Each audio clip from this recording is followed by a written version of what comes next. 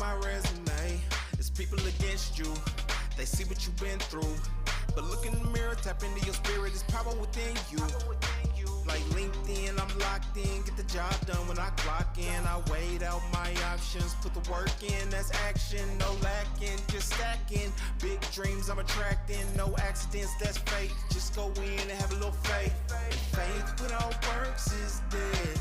I don't wanna die so soon. I got moves to make instead. I ain't scared, I'm prepared. Big ideas inside my head. I'm gonna make them manifest. And I'm dressed for success. I left, right, order my steps.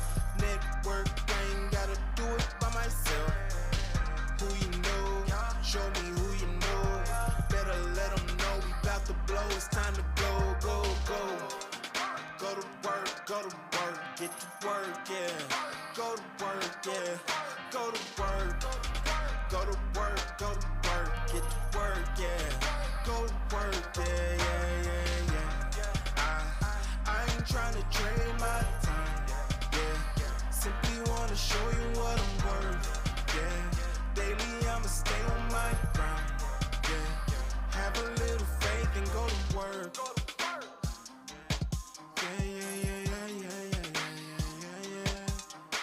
to work.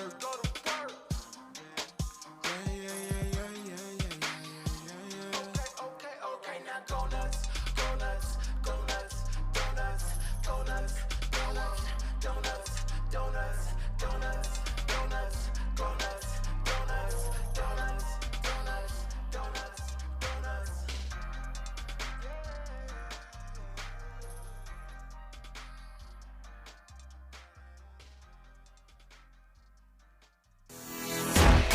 Hey there, I'm Trevor Houston, the creator of the Who You Know Summit, and I'd like to welcome you to the Who You Know Job Networking Show. On our program, we'd like to show you a job search like you've never seen. Everything from getting noticed by employers, how to properly format your resume, and how to network effectively using LinkedIn to drive recruiters to your profile.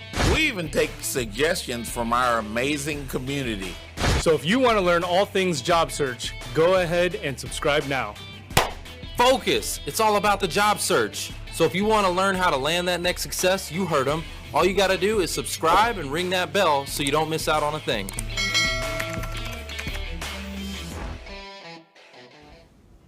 Welcome to the Who You Know Job Networking Show, where what you know is important, but who you know? Who you know can make all the difference in your business, career, relationships, and life. Guys, I'm super excited. Today is our Backstage Pass event. And can we give a warm Who You Know welcome for our live studio audience?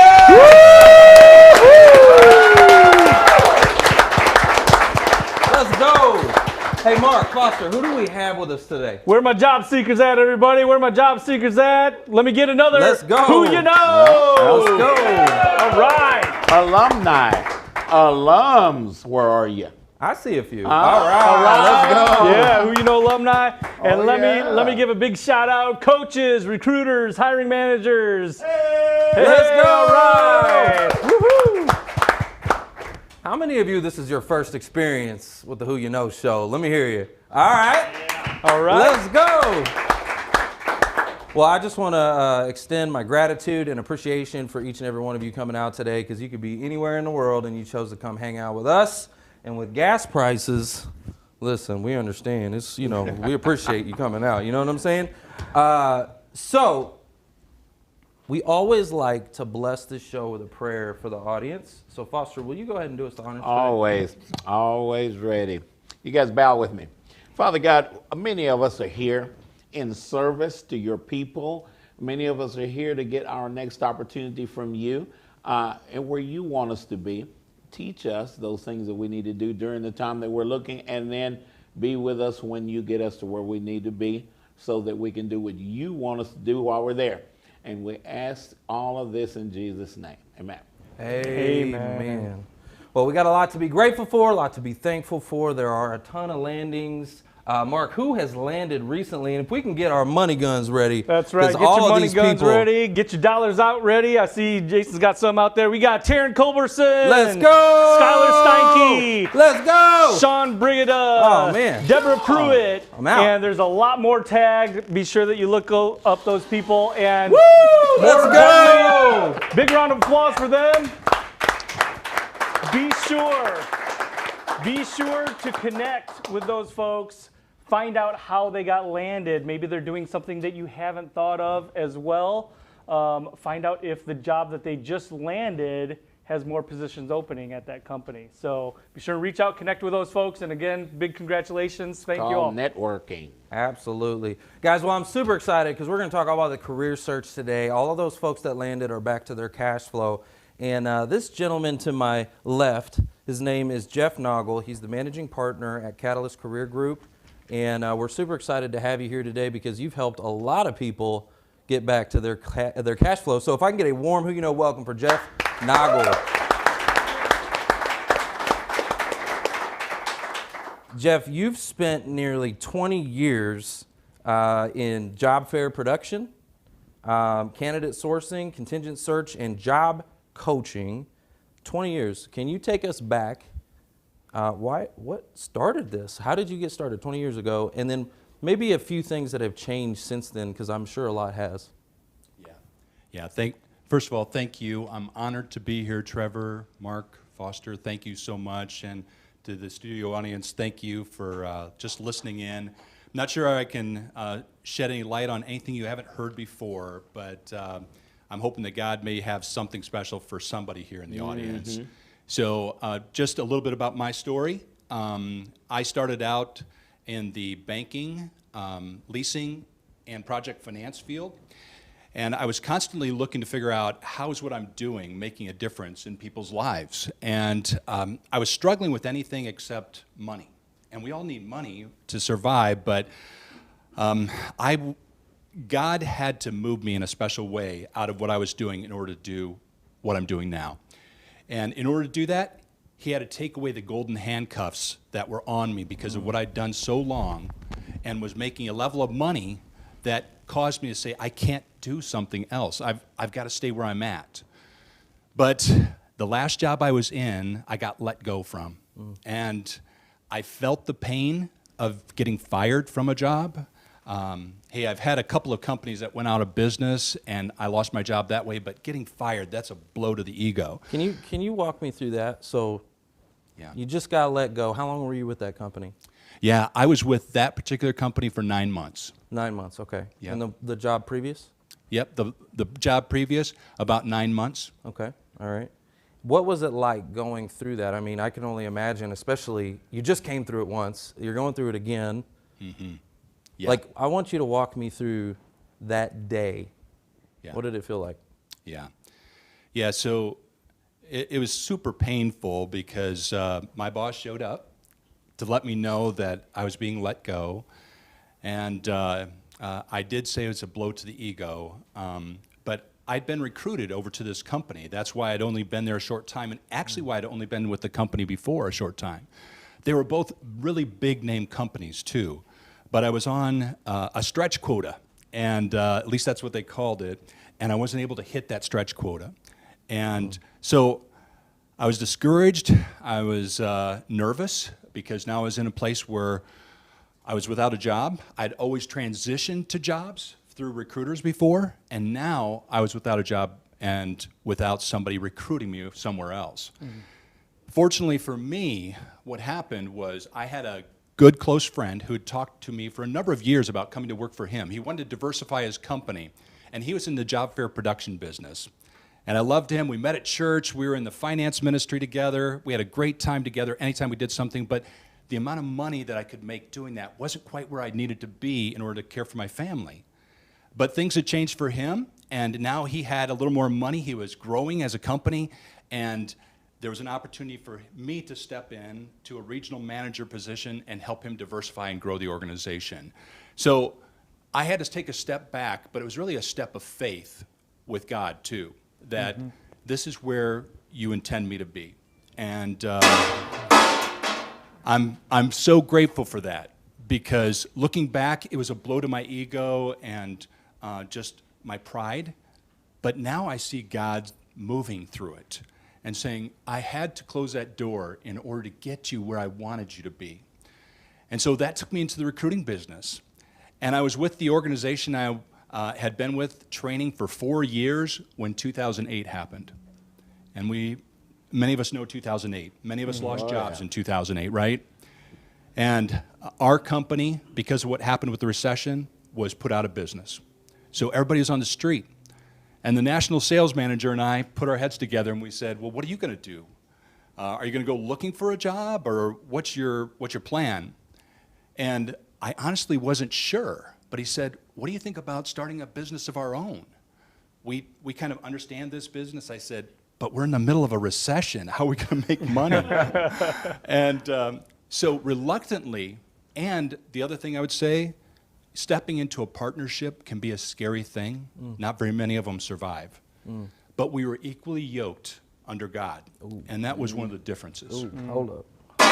There we go. And so knowing that difference has helped us to remain great partners for 14 years now. We're really great friends, but part of it's because we look out for each other. We're not just out for ourselves. And so God's grown me in that, but he also, because he took me through that, Trevor, I understood what the pain felt like of losing a job again. And where I'd been working in a job fair business, working with clients, trying to help clients connect with candidates, I had a new appreciation for the job seeker and what they were going through. So walking in those shoes. that's right, walking in your shoes. And so given that, I took a step into the ministry at our church that was called Career Connections. And my goal was to help people any way I could with connections or best practices, advice that I was learning through being a part of owning a business and just the years of experience. And so through that, I learned a lot about just the job search and what you can do to set yourself apart. I even stepped into becoming the leader over our ministry. But then I needed to make a move out of Chicago and down to Austin, Texas, where my family lives now. And so I got away from the ministry, but I was so excited when I found out about Trevor, your program. I didn't know about it, but I'm so thrilled when I hear about tools and people that are making a difference in people's lives. And so great job. And I just hope that by being here, maybe there's something that I can offer to you all. Well, we appreciate that. And, you know, our story is similar. We felt that empathy for the job seeker journey. We know it's tough, right? And we felt that. And I mean, I remember the first time I walked into Frisco Connect and I felt the energy in the room was so low. People were really, really hurting. They were depressed, anxious, stressed out. And I knew that I'm like, okay, this is my calling. I've got to bring the energy up. I've got to raise people up because, you know, they were hurting. So that's why I got into it. And that's so reminiscent of me too. And so, you know, I feel like God's given everybody unique talent and skill that they need to be reminded of when they're out of work. You know, it's when you're there, it can be very discouraging and overwhelming, but I'm amazed at how God works through suffering. Most of the time, he works through suffering. And a lot of times, it's through loss of a job. It's through struggles financially. And he takes and changes things. And it's amazing how he uses those things for good. Absolutely. So eagles, right? Eagles, for their young, the nest is nice and warm and cozy, right? And they feed them, and everything's good. And then when it's time to leave the nest, right, and it's time for those little baby eaglets to jump and fly and soar, it starts pulling out all the comfort, all the cozy feathers, pulls out everything that's nice and cozy. Underneath is a bunch of thorns, and you know, it's not comfortable. And it stops feeding the little eaglets. So it gets so uncomfortable that they just can't help but jump. And I think God works in that way a lot of times, shakes things up, makes things real uncomfortable.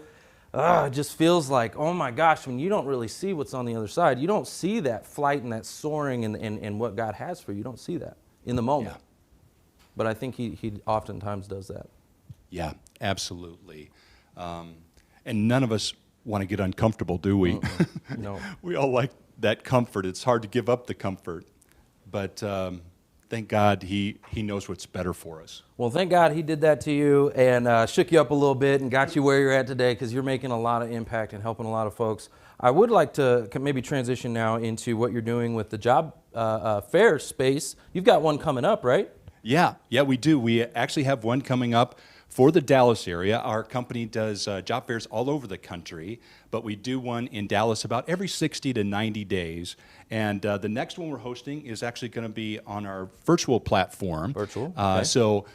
And we're really beginning to return to in-person also, because people have missed that. You guys missed the in-person? That's a mic drop. You guys right missed there. the in-person? It's time. It's time to get back, right? Absolutely. We'd love to get back to that real soon. This one happens to be virtual. Uniquely, when COVID happened, there was a pivot for companies like myself, and we decided, hey, how do we deliver candidates to recruiters in an effective way? And people were trying to figure this out on the run.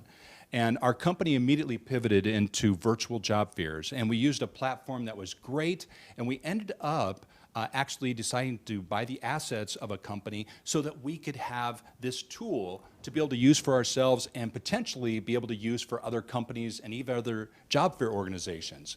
So the nice thing is, from a candidate's perspective, you can hop on it mobily, it's mobile enabled, and be able to talk live with the recruiter, both by text and sometimes by video one-on-one calls as well. Nice, nice. Hey, Jeff, how do you maximize, we're talking about job fair, I'm a recruiter. Yeah. And how can a candidate maximize a job fair? The methodology has changed over the years of job fairs and all that sort of thing. Yeah. What would be your best Yeah. information to share with these folks? I'm Yeah. knocking stuff down. Yeah, and Foster, that's so key. I even did something where I help instruct people through a video that's on our virtual platform that people can go to that talks about how you can turn a job fair into a job offer.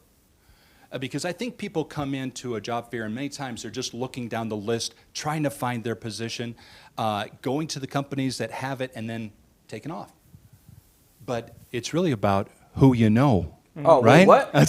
Who you know. Yeah. All right. That's the bounce back. That's worth 2. All right. 2 points. So we are on the platform teaching people about the importance of networking while they're on the job fair.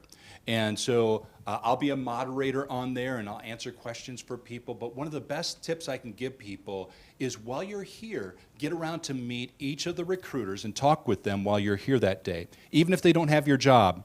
And the reason is that many times recruiters, they don't always list all their openings. That's right. Sometimes they're planning to hire for your position, but it's not till next week or next month. So they're waiting to announce that. And many other times, here's the big one. These recruiters know other recruiters.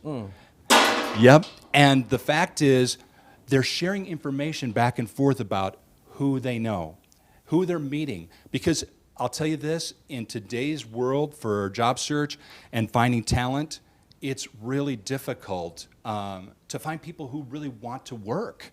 And so when recruiters can share a contact with a friend that's at another company, it helps their reputation, but it also gets to help all you. So if you're looking for that job, one of the best things you can do is get around to each of those companies, talk to the recruiter, let them know who you are as a talent, how you help companies with your talent and skill so that they can better help you. Hey, Jeff, we've had, and I'm just going to throw this out here, we've had about 20 years unravel in the last 2 years, right? Yeah. Of recruiting, job search. What's next over the next 20 years? What do you see happening and evolving in the landscape of the career fair and recruiting? Yeah. I'll tell you, Mark, I don't proclaim to have the answers, but I'll tell you some of the things I see and I think might happen. We definitely see virtual happening. And one of the main drivers is a younger audience. individuals who are used to be on their phone all the time. In fact, they prefer a phone or a video screen rather than getting face-to-face. And so the convenience and accessibility for them, they like that. And so I think virtual is not going anywhere. It's just evolving, maybe getting better as time goes on. But I know that there's things happening too with AI that's going to play into how companies discover talent, how recruiting organizations tee up talent to make it faster and more efficient along the way. But here's the fact. I'm going to tell you all this just to give you some encouragement. People still hire people. Totally. Yeah. So, And That's triple. they love... Oh, sorry, I one had of to the put him bounce in back. suspense. I'm ready to get it. No, I love what you're saying. I mean, because as much AI and as much computers and all this, the ATS and all this stuff, guys, I really feel like another reason why I'm here is to rehumanize the job search experience. You got to get the human element involved as soon as possible, because listen, they're trying to solve it with technology, but at the end of the day, like you said, humans hire humans. It's not a computer until they get it to a point, guys, where literally you submit and next thing you know, you get a job offer and you don't even have to do any interviewing. Like the AI has already done it all for it. They're not going to get there, I don't think. Yep. But Yeah. And I actually, to what you just said, I'm seeing that shift, and those with young kids probably are as well, because my boys are still very young, and when I want them, give them screen time, they go straight to the tablets, and I'll say, hey, why don't you just watch this on this 80-inch TV? And they don't want to. They want to go on this little itty bitty screen and have their head about 3 inches from the screen. But that is changing, and those are my oldest is 8, so he's what, 10 years away, 12 years away That's from right. entering the workforce. And the whole COVID crisis we experienced changed things dramatically. It accelerated things dramatically. Oh, yeah. And the whole virtual remote working has changed things dramatically. I can't tell you how many people I talk to that are looking at a job, and the first question is it remote? Is it virtual? And so for those individuals who are still flexible and can go into the office, that's a big plus, because there are more companies going back and shifting to wanting people back inside the office. It'll never fully change back. It's always going to be a combination, but that's another element. Absolutely. I would agree with that, because there's something called Groundhog's Day. You know what I'm talking about? I do. The remote work, like everybody wants remote work. Like everybody wants it. Okay, you want to work from home. Great. It doesn't necessarily mean that it's the best thing for you. Okay, because every day becomes Groundhog's Day. You start to disconnect. It can happen. You start disconnecting from the culture. It's hard to create a remote culture. Like it can be done, but it's hard. It's tough. You don't connect as much, right? And so you start to think about, like the little things start to become big things. You're not, like every day is the same. You're just a hamster wheel, kind of feels like. Yes. You know what I'm talking about? Yes. And that's why we're seeing a lot of other changes, like silent quitting. That's a big topic that's going on right now, where people are disconnecting. So it is interesting to see what's happening. I think the answer is balance and having a hybrid, solution. And I also feel like, this is just my opinion on it. You can disagree, but I feel like it should be a privilege, right? It's like a remote almost should be like a privilege, right? And it's one of those things where it can be taken away. Like if you're not doing good and you're not performing well and you are disconnecting, right? That like, hey, you need to come into the office. Yeah. You know what I'm saying? It could be do. one of those deals too. So Yeah. what are your Setting thoughts up on that? relationships, it involves that. So we got this technology, right? And it's a good tool, but that's what it is, a tool. Because I want to get out, I want to meet Mike Mediterranean. I mess with him all the time. But the end product is us. We hire, and we don't just hire, we hire who we like. Absolutely. And guys, here's another thing to think about right now, heading into recession and all of these different things, right? there's a lot of hiring freezes. Okay, we've seen layoffs. I think we're going to see more, and so it may make sense to go to the office and rub elbows and build relationships. No, it does. Okay, I'm just saying, if you have the opportunity right now, and you're choosing to stay home, when those layoffs happen, don't be surprised if it's your name that they're calling. I'm just saying, I'm throwing that out there. You might want to go start building and strengthening those bonds with that company. That actually is a very good point because, and I won't name names, but there's a South Korean company that makes phones, TVs, washing machines, and whatnot. And that culture, and I'm adopted, so that's not even mine, but my wife is actually more culture clear. But that culture, if you are not in the office going to the evening events and dinners, you will be passed up for promotion. You will be. That's true. Yep. And so that is, and that's not the only company that has that culture. There's a lot of companies. Hey, Jeff, where can they get connected to your job fair that you got coming on? It's on the 19th, is that correct? Yes, October 19th. October 19th. Where can they connect with the job fair, and then where can they connect with you? What's the best place? Yeah, absolutely. So first of all, my apologies. We actually have our website doing a little bit of construction today, but don't let that dissuade you. On our website, which is catalystcareergroup.com, you can go there and then select the national schedule, and then scroll down, and you're going to go ahead and see all the different events that we have happening. And all you have to do is just click on the event in order to register. There's a click on register button, and you'll connect to our platform, and you'll get all registered for the day. We'll send you reminders all the way up right until the very time it starts. That'll come both by text and by email. All right, perfect. So I got one more question for you. Sure. I'm going to put you on the spot. Are you good with that? Yeah. All right, so this show is all about who you know. It's all about building relationships, connections. Who do you think would make a good impact for this audience that could sit in that chair?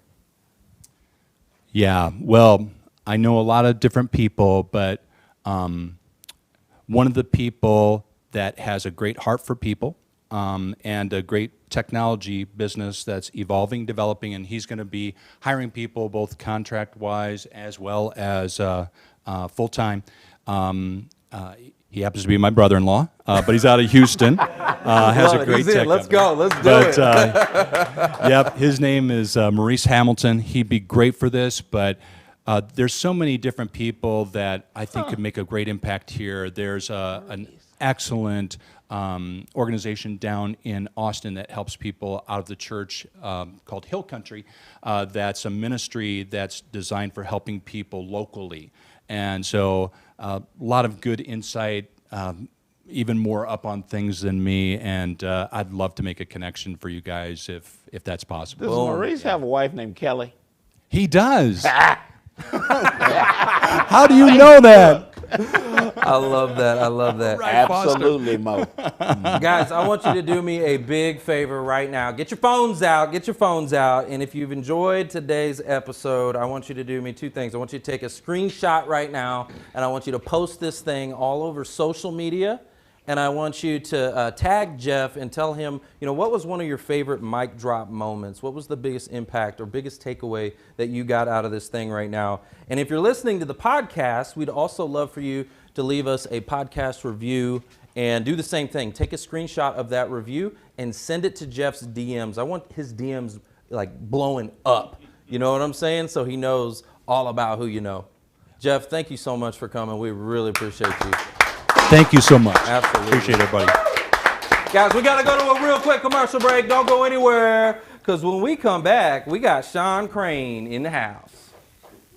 If anyone is out there and you're a realtor or you are looking to get your real estate license, it's a very low-cost entry, $300 to take your real estate course online. Inexpensive compared to like a college. EXP is $150 to join, and it's like $84 a month. So relatively speaking, these are very inexpensive costs.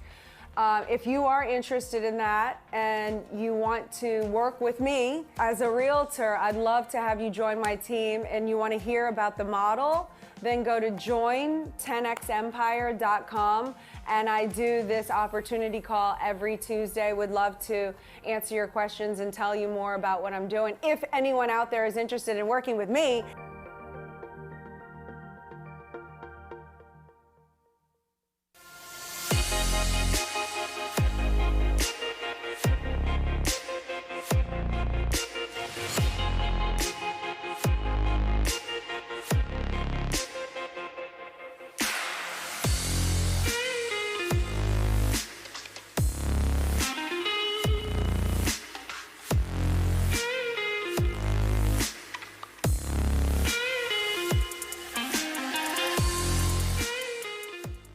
You know you have something unique to offer your next employer, whether it's your experience or your work ethic or your passion or your personality. But how do you stand out from the crowd when you're stuck sending plain text emails that lack personality, lack humanity, and worst of all, look like every other email in the inbox? Job seekers just like you are discovering how easy it is to put their humanity back into their communication and back into their job search with BombBomb Video. Visit bombbomb.com to start a free trial today and rehumanize your job search.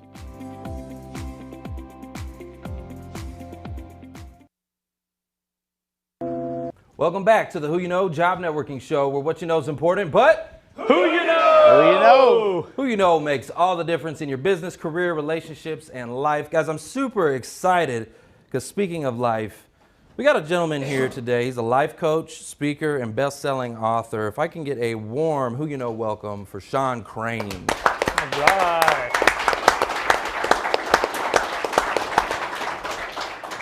So Sean, this is not your first time here. You've been here before, and I've got to tell you something. So I've done almost 400 interviews with this show, and out of all this time, like, your story just really stuck out to me, right? And that's why I reached out. I was like, I got to have you in person. Your story is all about perseverance, overcoming adversity. At age 23, you were sentenced to 7 years in prison for a crime you didn't commit. I want you to take us back. Like, take us back to that moment. What was the home life like for you at 23? Like, what was going on at home before the event and everything that took place? Yeah, so first of all, great to be here. Great to see everyone. Hope you get a lot of value out of today and leave here inspired. I've been on a journey. I'm only 34, but I feel like I'm 134, you know, based on my life experience. And I'm so grateful just to be here today, to be able to share my message and speak to you about what I've been through. Because it's really the adversity and the hardships I faced that made me who I am today. And you hear a lot of people talk about that, but it's so true. Because what's the point of living a life without being tested and really finding out who you are? You know, so some of you might be tested right now in your life and going through a difficult time. I know what that's like, and I promise you, if you don't quit and give up on yourself, on the other side of that pain or those hardships is a beautiful life, you know? And that's because you become different through those endeavors. So I didn't know this growing up as a kid. You know, I was faced with a lot of adversity coming from a broken home due to my parents struggling with drug and alcohol addiction. Prior to the age of 13, I thought I had the best life in the world. I played sports, I had friends and cousins, we were out in the neighborhood all day long. Summers, just not outside playing video games like kids nowadays. We were outside living life. And at that time, at that time in my life, I wanted to be a professional athlete. I wanted to be a professional baseball player, and I obsessed over sports. I felt fully capable to carry out that vision. And then at the age of 14, my dad had a pistol at home, and he almost got in a shootout with the cops in front of us. I thought I was going to see my dad literally murdered on the street, and it was horrific. It traumatized me and my siblings up until, you know, this day. Those memories never leave you. But what really broke my heart was months later, my mother abandoned us. And see, up until that moment, I didn't know what was going on at home. I was naive, I was young, I was sheltered. Come to find out, my parents had been battling with heroin addiction, with alcoholism. There was conflict had memories early on of violence, the police coming. I saw my mother overdose 2 different times on the floor in front of me as a kid. But I didn't know what was going on. I thought that my mom just drank and passed out, or my dad said she fainted. But when that incident took place where the cops took my dad away and then my mom left us, it broke me. And here I was about to enter high school. In fact, I was a freshman at such a young age, trying to figure out who I was as a person in this world. What is my purpose? Who am I supposed to be? You know, I'm still trying to form my identity. And I really lost myself at that time. And so from 14 to 24, I became a completely different person. The whole world turned dark. Those dreams, that vision that I once had was gone. And I only found one thing that could help me get through each moment, and that was numbing myself with drugs and alcohol. That was the only thing I thought I could do to escape the pain that I was experiencing. So just like my parents, now I'm following in their footsteps. I'm skipping out in school. I'm hanging out with different kids that are getting in trouble. And before long, I'm this completely different person, just lost, drifting like a leaf in the wind. And I managed to get through school, but I didn't do anything I was proud of. I didn't play sports. There was not one accomplishment that I look back on and say, wow, good job, Sean. And so after school, I started doing manual labor for my uncle's tree service company. I was climbing trees, carrying logs, working my butt off, and it made me feel good about myself, but it wasn't what I wanted to do. And I was still battling my addiction. I was still running from my problems, in denial. I had never faced the truth about what had happened at home, but most importantly, how it made me feel. You know, I never got to voice my pain, my frustrations, my anger. And I suppressed it all. And what happened is it turned to shame, it turned to guilt. And I was going through life just this compromised person because I hadn't dealt with my trauma. And then one night, I decided to go to a party in this very beautiful place in Santa Barbara called the Mesa, which overlooks all of the Pacific Ocean, multi-million-dollar homes. It's gorgeous. And that night in particular, I didn't know anyone at the party. It was a room like this full of college kids just drinking. And I went with one childhood friend, and we were there socializing, hanging out with people, trying to talk to girls, do what young men do. And a fight started to break out in the front yard. And like the drunk young man that I am, I wanted to be close to the fight and see the action. And so in the midst of this wrestling match that broke out, I got tackled from the side, and I thought I was being jumped by the individuals fighting. And so I'm wrestling around on the ground with this individual, and I couldn't get him off of me. Finally, I was able to get him off of me, and my only thought was, punch this guy in the head. He's attacking you. Him and his friends are going to beat you up. And I threw 2 punches at him that glanced the side of his head. And then I got up, and he stayed face down on the ground. And I thought that was so bizarre because I didn't even hit him. And my childhood friend was in the street yelling, Sean, come on, get over here, let's go. And by this time, it was pandemonium. People were coming out of the party. You could hear girls screaming. It was chaos. And I get under a light like this where my friend's standing, and he looks at me, and his eyes light up, and he goes, Sean, what the heck, dude? You're covered in blood. And I look down at my shirt and my arms, and there's just blood dripping off my face, and I'm completely drenched in this man's blood. And I had no idea what happened. I just knew something really bad had taken place. And my friend starts running up the street, and he's like, let's go, let's go. And by this time, people are running every which way. And my only thought was, get out of there, run. You don't want to just sit around and be at this party where this fight just took place. So we leave, and eventually we make it back to his place that night. And I'm so altered on these drugs and this alcohol. I mean, I was so close to dying so many nights with the amount of alcohol and pills I was putting in my body. You know, I had nothing to live for at that time. I had no purpose. I had no joy in my life. And I was committing slow suicide, just like my parents, just like my uncles, just like all the people I've lost. And that night, ironically, spared me. And I'm here today because of that moment. Now, that man survived by the grace of God. He died 3 times on the way to the hospital in the ambulance. He was in a coma for 2 weeks. They said he's going to die. There's no way this man's going to survive, but he made it. But they arrested me for attempted murder the next day, and they thought that I was the attacker. Everyone at the party came out when they saw me getting up off of him, throwing those punches, which looked like strikes, as it was written in the police report. And in that instant, my entire life changed forever. Sean, I want to say something real quick. I want to give you a mic drop, and I'm going to tell you why. So you said it was that moment that it changed everything for you, right? It was that moment that really led you to who you are today, right? And that was a perspective, right? Your perspective on it, because you can look at that and glass half empty, right? Or glass half full. and it's all about your perception. And so your perception becomes your reality, and your reality is that moment is what led you to be where you're at today, and it is. And that's why you're here today, and I appreciate that. Yeah, absolutely. I mean, one thing that I had to do when I was in county jail fighting for my life was train my mind to work differently. All the things that I thought were bad or problems in my life, I had to find the good in them or train my mind to see the positive potential. Even prison for decades, I had to train my mind to think, well, this isn't necessarily a punishment or some, bad thing that happened to me, poor me. What if this is exactly what I needed to change my life? What if going to prison is the only way I would have gotten sober and it's actually going to save my life? What if God has a purpose for me that I can't see right now, and that's why I'm in this jail cell? Let's go. So, Sean, it's super. I mean, in a situation like that, obviously it's easy to be the victim, right? So, how? I mean, in hearing some of what you're saying, I think we know changing your mindset. But how did you go from and did you feel a victim? And if so, then how did you go from victim mentality to success mentality? Yeah, I get asked that question a lot.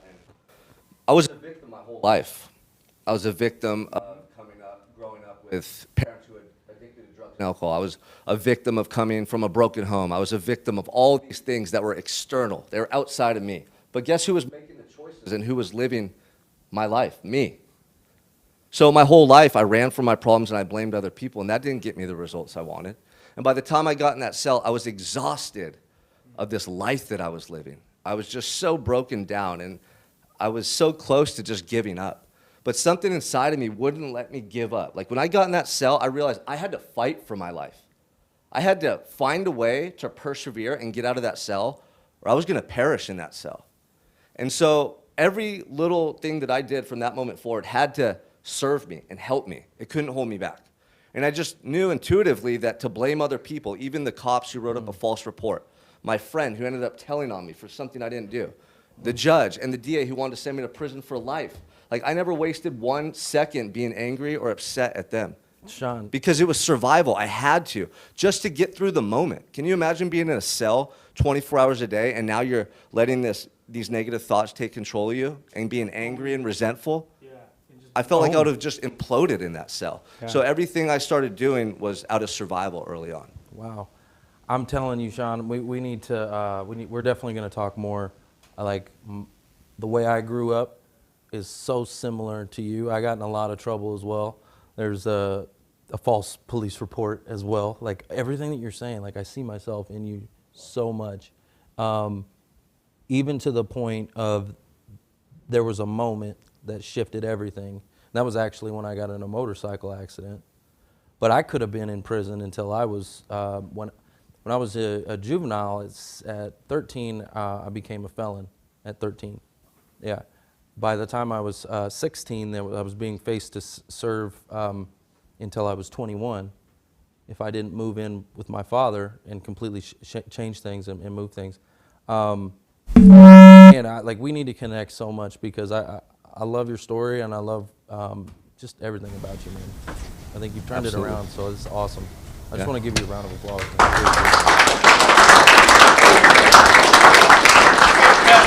Right? You've gotten through this, at least, transformation, I guess the genesis of your transformation, let's call it that, right? And now you're obviously out of prison. How do you get started? Where do you go? What do you do? Yeah. Everyone thinks getting out of prison is like the best day of your life, and it is. It is until you realize you need to make money and find a place to live and be an adult again, right? So I spent every single day in prison developing myself from the inside out. First, it was a spiritual revelation, transformation. Then it was my habits each and every day, and over time that became my identity and the way I viewed myself and the way I showed up in the world. So by the time I walked out of those prison gates, I was not the same person. I had immense confidence and belief in myself. I had a vision of what I wanted to do, the impact I wanted to have. I really knew exactly what I wanted to do. I had uncovered my purpose in prison, of all places, to help people, to serve people, to be an example for this world. But coming home, the biggest question was, how the heck do I do this? Where do I start? And so for the first month and a half, I was staying in a trailer on my aunt and uncle's property. I got out with $200 in my pocket, no car, no home, no money. Other than that, no material items, nothing at all. And here I am doing the same manual labor for my uncle's company that I did before I was arrested. And I remember I knew I had to put some money in my pocket and kind of get my feet on the ground, but every day I was there, I just felt horrible. I felt like this opportunity was just slipping through my fingertips. You know, I felt like going to prison gave me this reset and this pause to really figure out who I was at the core and then live as that man going forward every day for the rest of my life. And I had done that. But now I'm back in my old environment around people I grew up with. And I just felt like I needed to get out of there. I had to find a way to pursue my vision and my dream.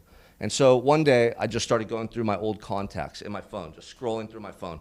And I found an old friend who was a personal trainer. And I decided to call him up and just talk to him. And I let him know, hey man, you know, I'm out. I'm motivated to do something other than the work I'm doing. I want to help people. And I know you were doing personal training.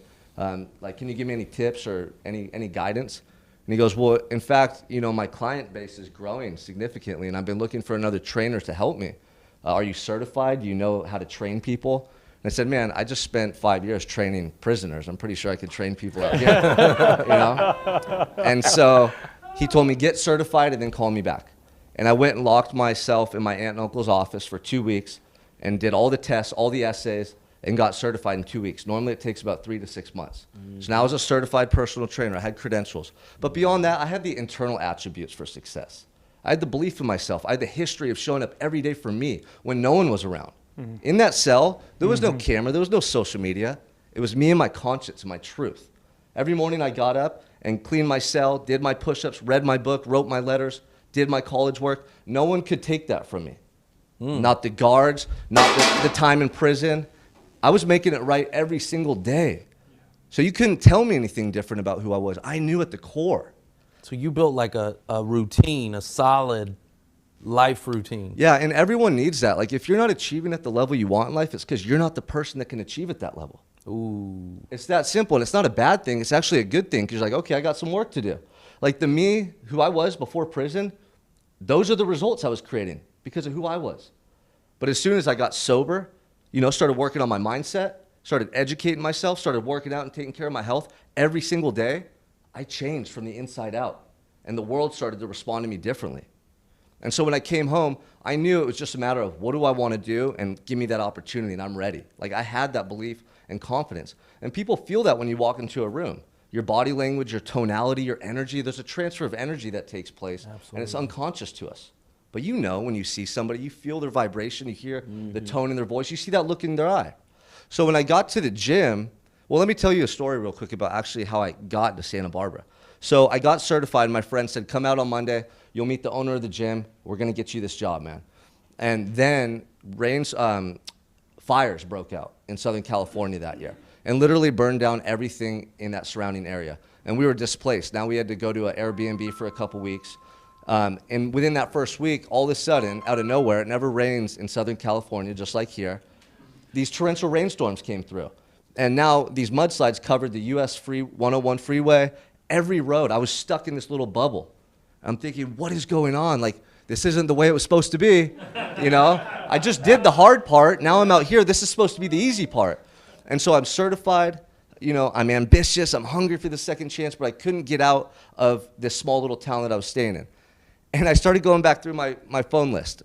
And I knew one of my friends was a pilot. And I'm like, I just got to make this work. I'm going to do whatever it takes. So I called him. I said, hey, are you still flying planes? He's like, yeah. As a matter of fact, you know, the mudslides shut the freeway down.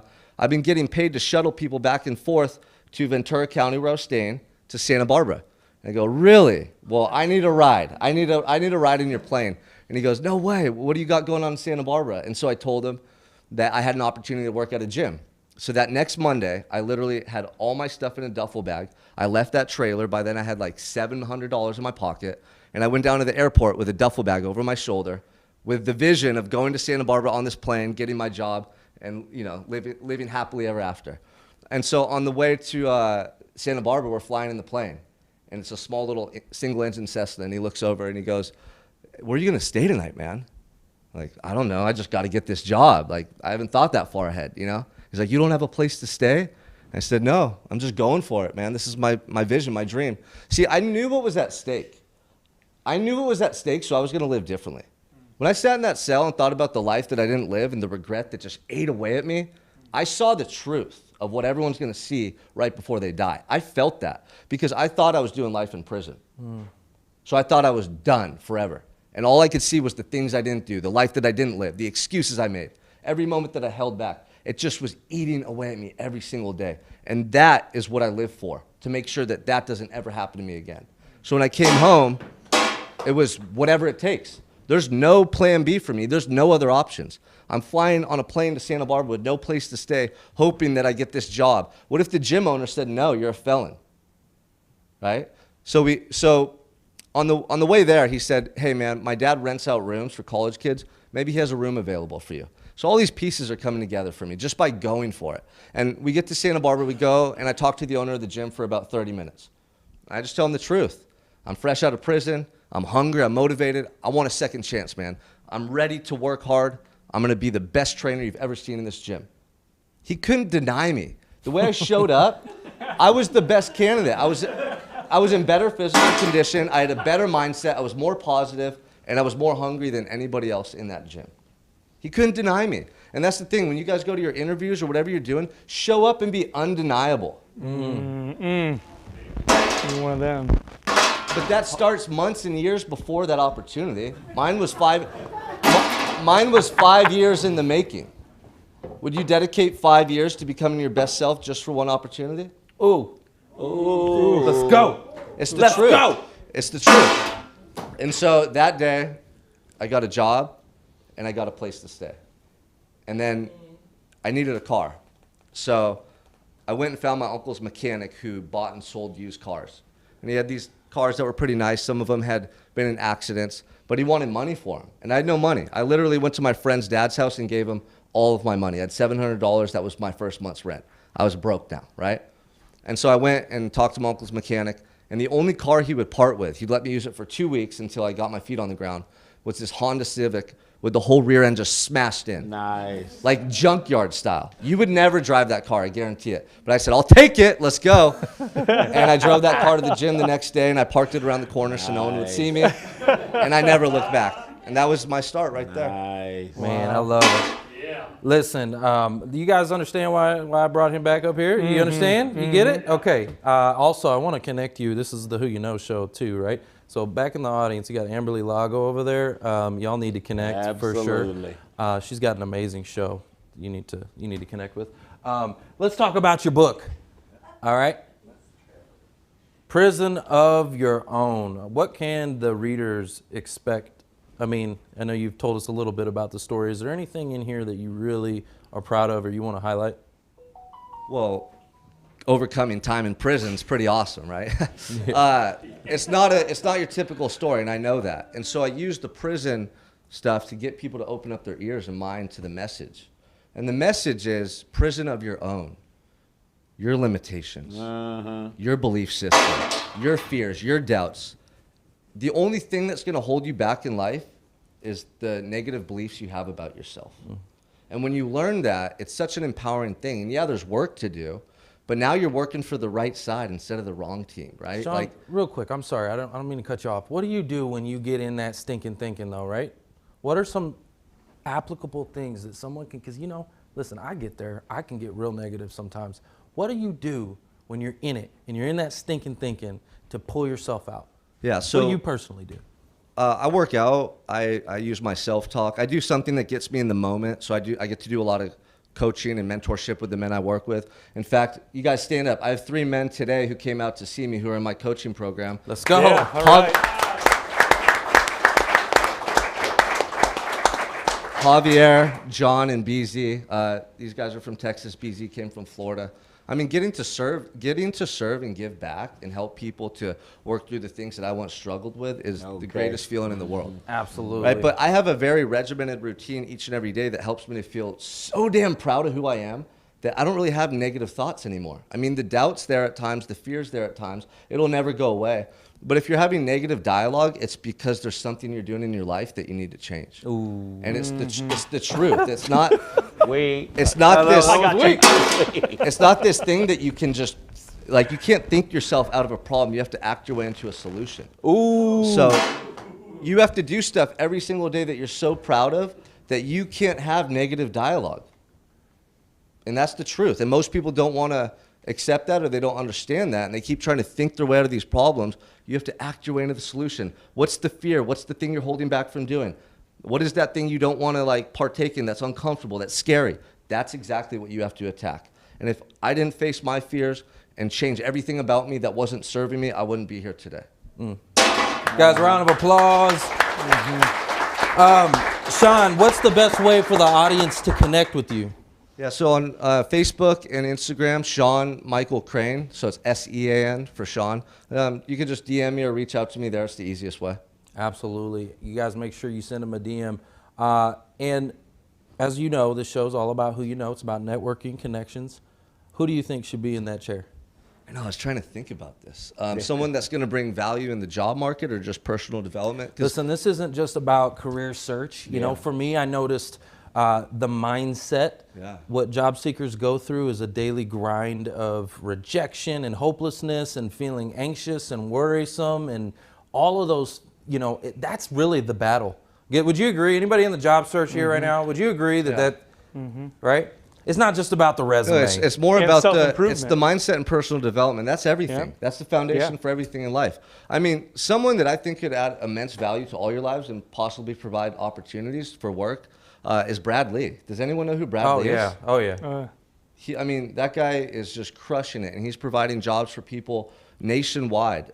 If you like to sell stuff, if you want to work on yourself and become a better version of you, like reach out to Bradley and ask him about what opportunities he has. There's so many. And right now, more than ever, like, I would never settle for a 9-to-5, you guys. You know, this is the truth.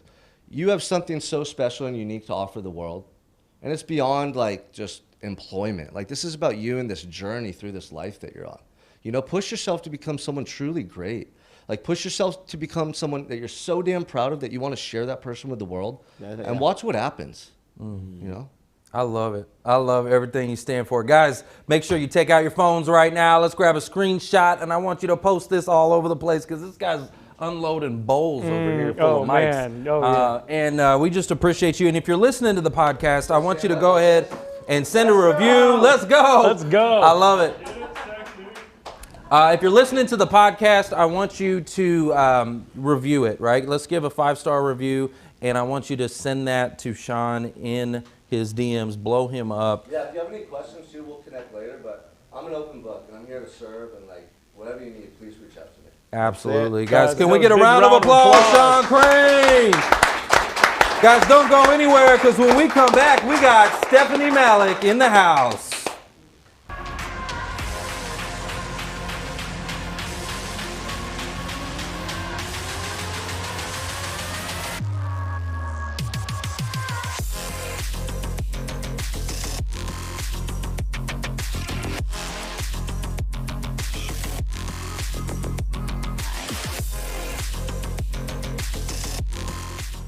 Hey guys, come work for the most innovative company in the world, 10X Incubator. We're launching 10,000, listen to me, 10,000 tech companies in 10 years.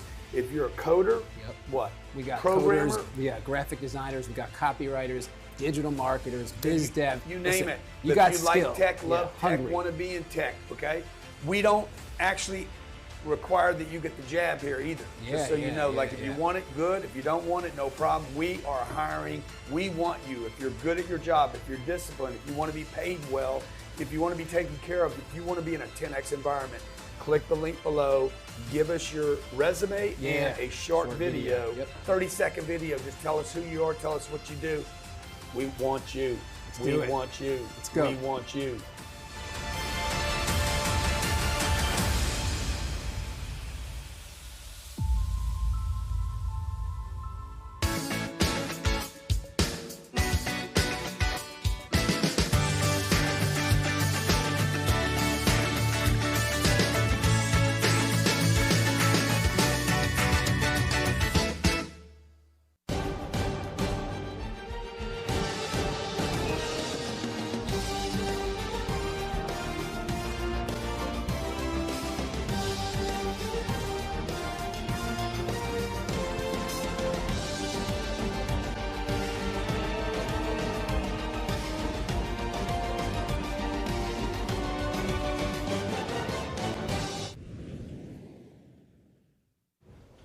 Welcome back to the Who You Know Job Networking Show, where what you know is important, but Who you know? who you know can make all the difference in your business, career, relationships, and definitely in your life. And let me tell you who I know. I know the CEO and founder of SMALIK Enterprises. If everybody can give me a warm who you know welcome for Stephynie Malik.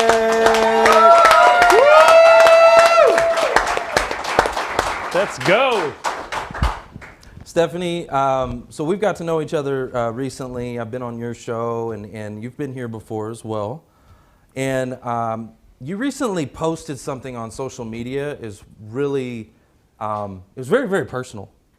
And I'd like to kind of dive into that because you're another warrior, right? You've overcome a lot of adversity to be where you're at today.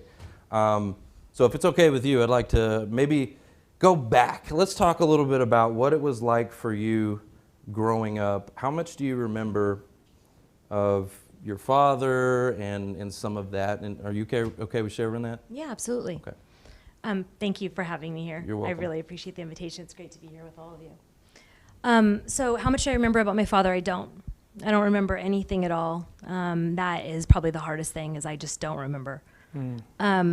I know that he was around. There's some pictures, but not really very many because he passed when I was 2.5, almost 3. He drowned.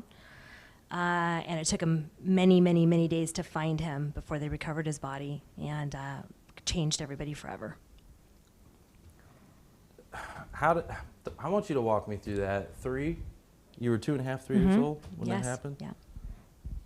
How much of that do you remember?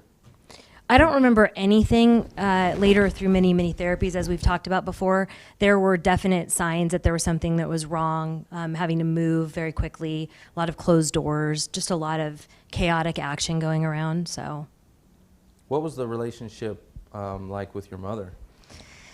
So, we were heavily abused. We were beaten. We were called horrible names. We were displaced a lot of different times. It was tough. Not until later did we even know what mental health was. We didn't know what we had no idea what anything was pertaining to that.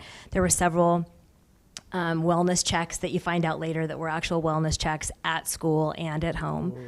And overall, it was just really bad. She was angry all the time, and she was very physical.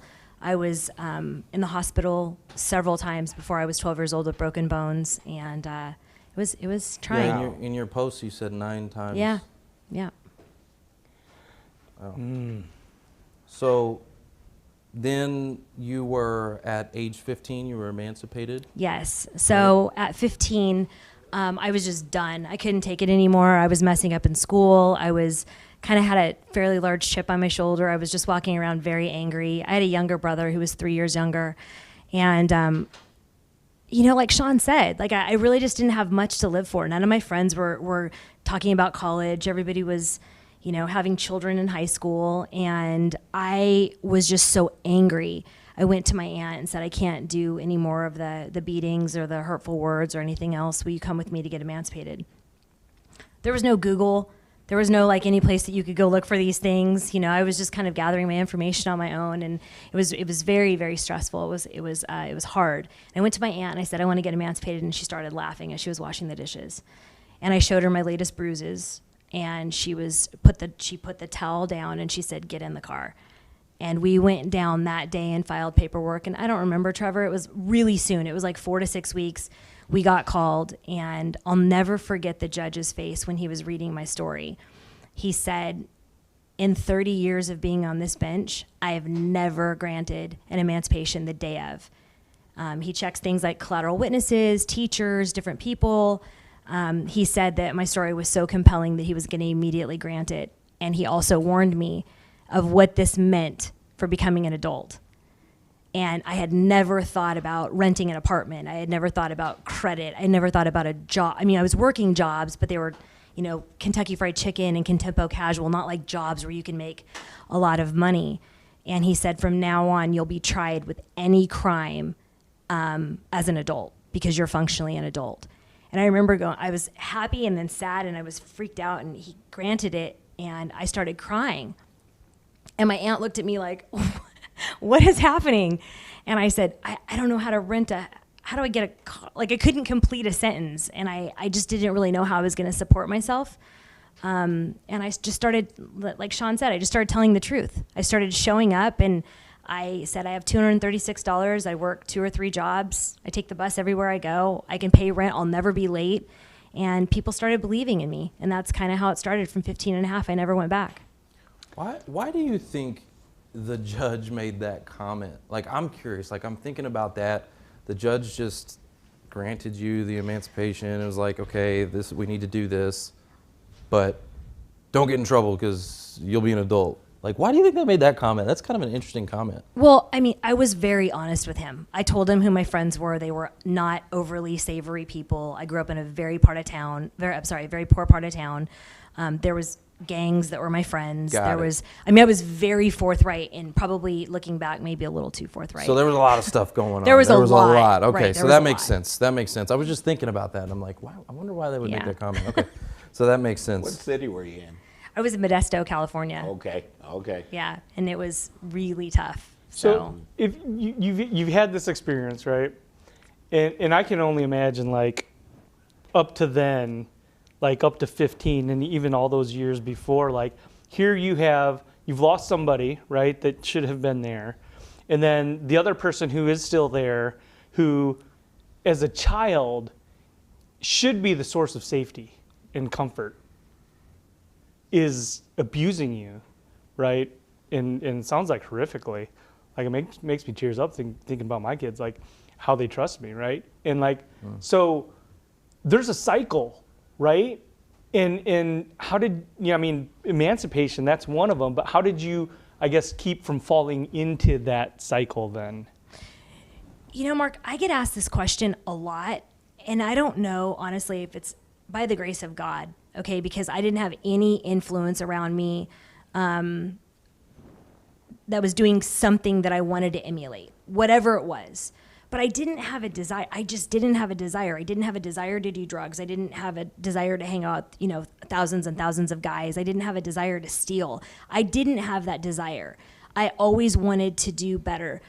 One of the things I've always prided myself on is you can use anything in your life as an example, something that you want to emulate or something that you want to just completely stay away from. And my whole entire goal was to never be like she was, to never treat my children like that, to be always the person that my family could count on and be around. But how could I do that with no mentor or no kind of parental advice, if you will. Right. So it was really hard, but I never had those. I know a lot of my friends did. They had a lot of numbing out, I guess. And I just didn't. I was so driven. I was like, okay, now I need 3 jobs. Okay, now I need a car. Okay, now I need and I was just to-do list of what I needed to do to make my life better and never, ever have to go back. I love that.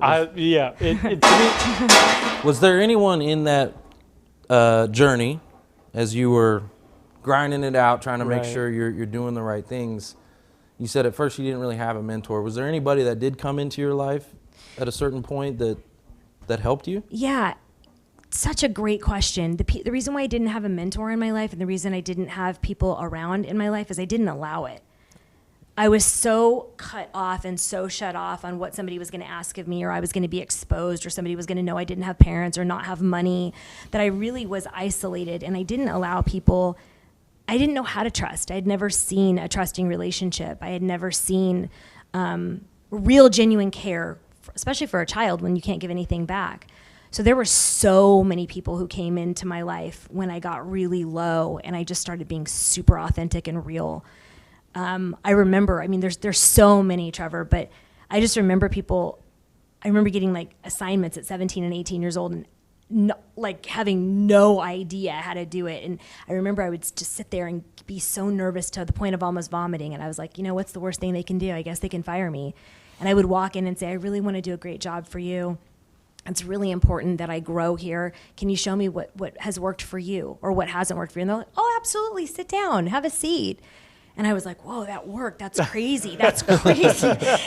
And then I just did it a little by little. And, I had to relearn the lesson a lot of times. It wasn't like, oh, I just did this, Mark, and then I turned out to just let everybody into my life. It was not like that at all. But there were so many people that were genuine and authentic. It just took a lot for me to be able to get comfortable with myself to be able to ask. It sounds like, and this is something I always say, attitude and activity. Keep them positive and it'll happen. Right? Absolutely. At what point, okay, because you told us the story about your father at age 3, he passed away. At what point did you find out? There was some more news about your father that you found out later. Yeah. Tell us about that, and then at what point in your life did that happen? Yeah, so let me clarify a couple things. I'm talking about my real father, Okay. that he had passed away when I was 3. I didn't know my real father. As soon as my mother found out that she was pregnant, she married another man. And they got a divorce when I was 2. He moved 6 miles down the road and never ever saw me. And so I couldn't figure out how I had these siblings and how I had this father, but he was never around, and he was around for the other siblings. So I really just never knew what was going on. And there was not a connection. He looked a lot different than I did. And I really couldn't figure it out. My mom was a hospital administrator, and one day coming home from summer school, I had stopped by the lab to pick up some lab slips. And I had remembered about 6 or 8 months earlier that my mother had me take a blood test because my quote real father, which was the guy she was divorced from, not the one that had passed, had been diagnosed with cancer. And so I was like, why am I giving blood? I don't even see him. I would not. And she's just like, this is what you're doing. It went out of my head very, very soon. July 15th, I turned 15 and a half. And I was walking home from school, and I stopped by the lab to pick up the lab slips, as I always did, to go take them to my mom to reconcile for insurance. And I had my Walkman on, my really cool, Walkman. And I looked down and I saw my name.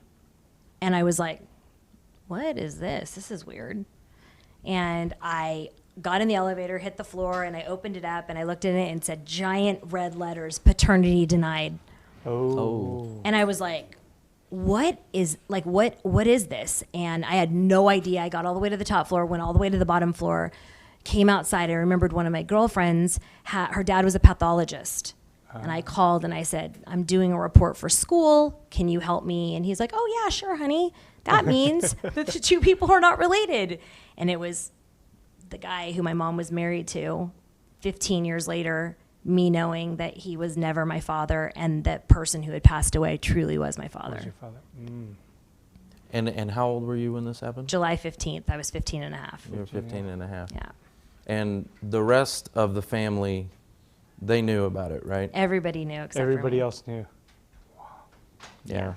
At what point did things really start turning around? Because when I read that post, it was like, oh my gosh, I never knew all these things about you. And you put that online, and I was like, oh my gosh. At what point was it where things really started to turn around? Because now you're doing amazing things with your company and crisis management and all these things. So when did things really turn around for you? I mean, I think it's a journey. We've talked about that. I think that you evolve and you're great in that spot, and then you meet more people that influence your life and are positive influences, and then they force you to grow a little bit more. I just think it's a continuous trajectory of growth and love in the journey. When did it turn around? I mean, I got married at 21, had a baby at 22, was divorced at 23. Right. Yeah. But again, I was the youngest director in Silicon Valley in a publicly traded company at 27. I was making a very, very good living. I was living in an amazing area, an amazing neighborhood, but again, no family. Mm. So it's kind of when does things turn around? It depends on what your perspective is in life. Mm-hmm. I think that everything turned around where I decided I had so much more to influence and live for when my oldest daughter was born. Mm. Yep, that's a mic drop. Yeah. I'm throwing mics. Talk to us about the work you do now with your company, SMALIK Enterprises, and in crisis management. Sure. I mean, how did you get into that work? So after holding several vice presidencies and presidencies through Silicon Valley, I decided to start my own management consulting firm. So I started a management consulting firm doing management consulting and staffing for companies all over the world. I did that for about 16 and a half years, and then ultimately started getting feelings of there's more. Like, I don't want to just keep doing this and keep doing this. I don't really feel like I'm making an impact anymore. What was really cool in staffing, really influencing these people's lives and really getting them the best job and all of these things that were so great, now is moving towards more of a technology standpoint, low price leader, offshoring, things that I just wasn't interested in. I was interested in the relationship. You saying who you know? Is that what you're talking about? Yeah, I was very relationship focused, and we had huge companies, you know, Deloitte, Accenture, Nike, Motorola, United Airlines, big companies, and they started pushing towards portals, and I started going, who's going to work for you is going to be very different than works for Foster. It's going to be very different. It's interpersonal. It's soft skills as much as it is the actual like hard skills, and so I just wanted to do something more. One of the things I had the privilege of doing is a CEO had grabbed me outside of a room in doing a orals conference and said, would you consider coaching one of our executives around kind of connection, empathy, humility, and I was waiting for Ashton Kutcher to jump out to tell me I'd been punked. I was like, what are you talking about? This guy's 20 years older than me. He's way more senior, and I'm literally sweating. And I'm like, thank you so much for thinking of me. No. And then he just said, here's the reason why. Let me tell you why. And he said, when you come in, everybody gets excited. They're so happy to see you. You look people in the eye.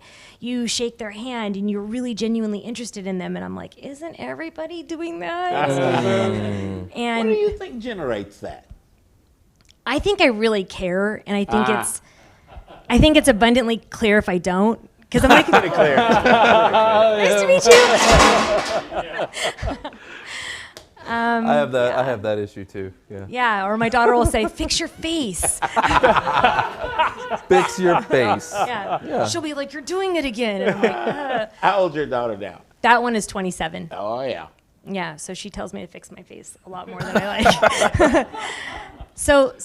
I think it was just truly, genuinely being interested, and I think I really am. I'm interested in every single walk of life. If it's an older person, I love talking to them about just their experiences and what they've gone through. I have a 12-year-old, and we had a conversation the other day on the way to a soccer field, and I learned like 20 things. Like, genuinely learned about his electives and what they were talking about in science and different types of spheres and connecting relativity and just crazy things that he was telling me and how it was going to be pushed into AI. And I'm going, oh my God, he's 12. Like, I'm not going to be able to talk to him in 10 years. Dang. Yeah. So I think it's just genuinely concern and care about learning and wanting to grow, I think. So you also work with some pretty like high profile types of folks that like with crisis management, they sometimes get in trouble and things happen, and like you're the one that swoops in and like. Do we call it trouble? Is that what we call it? Yeah. Well, I want you to really paint that picture, because I feel like that would just be such a fun, interesting job. Like. Do you? I do. I really do. Yeah. Yeah. So I have 3 lines of business, as you know. So we do high impact performance coaching. This is the best of the best. This is the top CEOs in the world.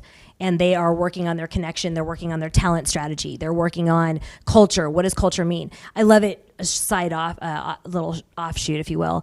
I love going in to meet with a CEO and their executive team, and him skip the culture piece. We're all on the same page.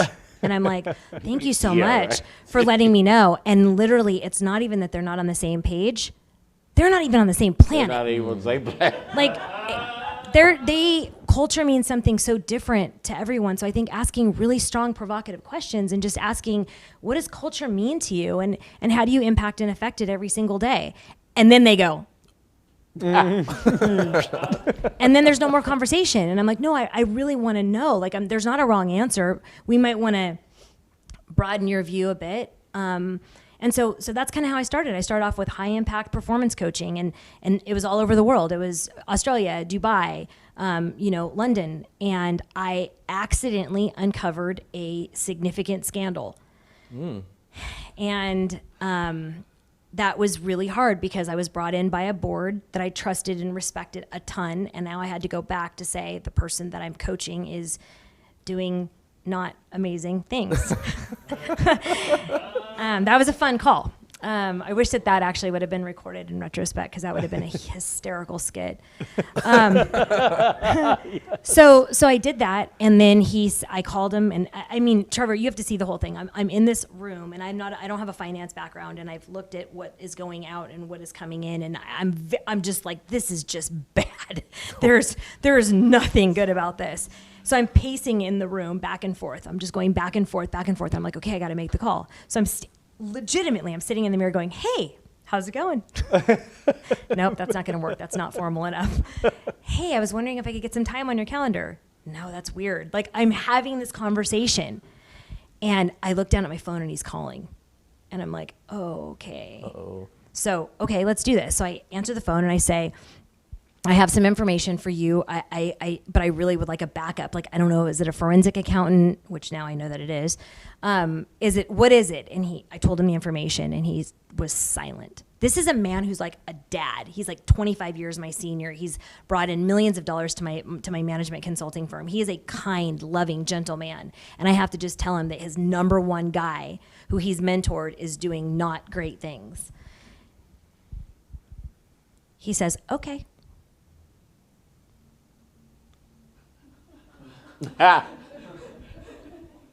All right. And I'm just silent. Hello? He said, Stephynie? And I said, yeah. And he goes, fix it. Click. Oh. What? Like, what am I, like, what? Have him killed? Like, what am I supposed to do? I'm like, what? You're dead to me. Call your boys. I'm like, what does that mean, fix it? And I'm holding my phone, looking at it, going, he must have gotten disconnected. Like, that's what happened. He got disconnected. Like, he got disconnected. And I'm looking at my phone going, he's going to call back. No. So I call him back about 5 minutes later, and I said, hey, first of all, thank you so much for having that much faith in me. I can't tell you how much I really appreciate it. When you say fix it, what are you talking about? Yeah. Do you have any pointers that you might want to, like any introductions you'd like to make for me? And he said, exactly this. He said, Stephynie, I've known you 20 years. There is no one more well-connected than you, who never, ever asks for help, never asks for favors, never asks anybody for anything, but just shows up and provides constant value. I'm going to tell you again, and I won't say the word that he used, but it starts with an F. Fix it. Fix it. Click. And so I did. Wow. You know. Can I say something? So, and guys, I want you to know it's so true. So, just a quick personal story. How many of you, you're connected with me on LinkedIn? Raise your hand. You're connected with me on LinkedIn. Okay. So I've been in LinkedIn jail a few times. Yeah. You guys are like, yeah, we've seen that. I've been in LinkedIn jail way too many times. And consistently. I made a call, and Stephynie, you helped me with that. And you were just like, what? This is ridiculous. I cannot believe this. No way. And you made a call. Who was the person that you called? I can't tell you that. Okay. Somebody really, really important. Are you crazy? But thank you, by the way, from me. Thank you, because we didn't have to change Let's just everything put over it to you this way. She called the warden, okay? She was like, yo, you need to get him out of jail, okay? Boom. Next thing you know, I'm telling you, not even 24 hours. Boom. Profile's back up. And not only did you do it once, you did it twice. So when I say well-connected, and I just want to say thank you. Of course. All of LinkedIn thanks you. We just say thank you. So round of applause. Absolutely. Crisis management. Right. Crisis fix it. Yeah. Fix it.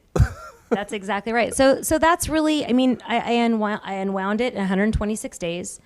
I want to reiterate, because I get hate mail constantly saying you're letting criminals go. It's absolutely not the case. There is a consequence, for sure. 100% there's a consequence. But the consequence is something that they're able to handle privately with their family and with their team. And Trevor, I know you know this, but I'm going to say this. The reason why I got into this after this gentleman is because I got another call from an athlete, from an agent. So I do usually high wealth, high visibility, athletes, celebrities, very, very people who have a lot to lose or a lot that's visible. And I got a phone call and I was like, I am not in business for this. Like, stop calling. Like, I'm not doing this. I'm a business consultant. And I heard his story, and he had done something very, not great. He had done something bad, and he needed a consequence for certain, everything 100%. But there was media at his little kid's school. And there was media at his wife's chemo treatments. And that is just like, that it cannot happen. Like, you're battling so much when that's happening. And yes, you made a mistake, and yes, it's an error, and yes, I'm gonna help you once. I help people one time in crisis. It is my rule. I will not, because a lot of times they get very comfortable with calling me. I helped you twice. Yeah, you did. 2 times. I felt so bad the second time. I was like, oh yeah, my Devin God. said, I was Trevor's like, calling again. I was like, oh my God, I can't believe I'm making this call again. So I help one time, and it's usually around financial crimes. It's usually around something that's not great. But if I do get you a favorable result, there's always a consequence. But if you call me back 6 weeks later, I'm not helping. That is a pattern, and I don't deal in patterns like that. You need God, you need therapy, you need something that that's not my title. So we started the crisis management aspect of the business. We've resolved over $500 million outside of court. Woo! We've had 49 clients, and only one has ever gotten to media. Wow. And the amazing part about this is after this is done, it moves into my second and third lines of business, which is high performance coaching and business consulting. So I'm able to set up amazing culture, amazing best practices, really understand their talent strategy. Why are they hiring for this? What's important about this? Tenure of jobs, do you want the same people in? Do you want retention? Do you want churn? How much does retention cost? I mean, all of these different things. And so you get to see these people, like you said, you see the bud, you see the seed, the bud, and then you see them grow. And the emails or the letters from husbands or letters from wives that I get, it's the best job I've ever had. So you literally, you put out the fire and then you coach them on the back end, like structuring the culture and all of that. Exactly. Stuff. That's amazing. And it's kind of like three lines, okay? And so it's interesting. I only started with one, Trevor. I started with the coaching. That's what I love. I love that. But then I felt like after I coached them that I didn't really get to their business, or if I did get to their business, I didn't get to their personal. And there's always some sort of crisis going on. Or if I got to crisis, and then I'd be like, there you go, you're fixed. And then there was like, what else do they do? How do they continue with that support? What does their support model look like? Because obviously, if you had strong support, you probably wouldn't have ended up in this situation. Do you have a bunch of yes men around you? Great, they're fired.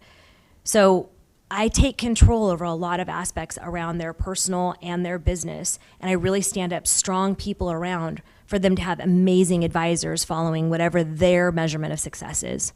I love it. What's the best way, if someone's going, and the heat's on and they need to call you, pick up that phone, like what's the best way to reach out to you if the audience or somebody, maybe they're in trouble and they need some help? Are you going to give them my WhatsApp like you do? Let's not do that. All of my social platforms are the same. It's StephynieMalik.com or Stephynie Malik on Instagram, on LinkedIn. My name's spelled a little differently. It's Stephynie. Twitter, everything is just Stephynie Malik. We have a active intake form on our website. And we're reachable by DMs and messages all 24 hours a day. Guys, pull your phones out right now. Let's give a round of applause. And I want you to take a screenshot, and I want you to post this thing all over social media. Tag Stephynie.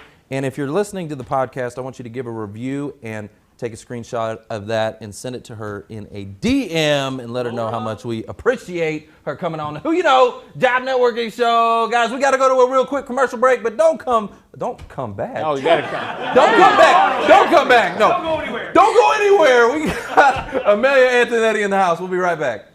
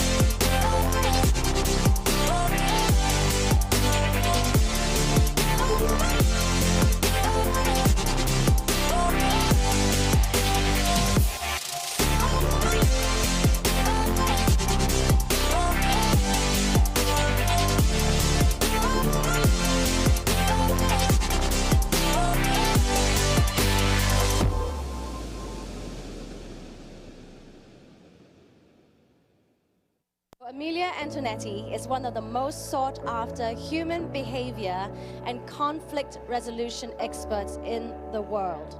Her human behavior training and 35 years of business skills helps her quickly identify what to do next to lead people to solid ground and proper healing.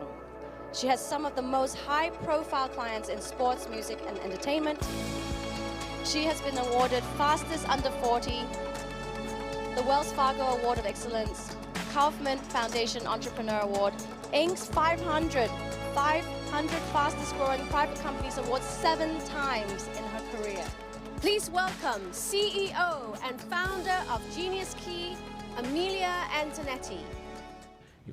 Welcome back to the Who You Know Job Networking Show, where what you know is important, but Who you know? Who you know can make all the difference in your business, career, relationships, and life. And let me tell you who I know. I know a human behaviorist expert and the CEO of Designing Genius. If I can get a warm Who You Know welcome for Amilya Antonetti.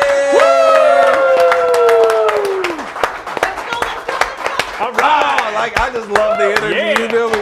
All right. So I've had the privilege of watching you literally in action decode problems. Like seriously, you'll talk with somebody, get to know what's going on, and in minutes, like you're able to mirror what's really going on with them and show them a solution. And so you do this on a regular basis. I want to ask you a question because we've seen a big problem going on called the Great Resignation. And now we're seeing silent quitting.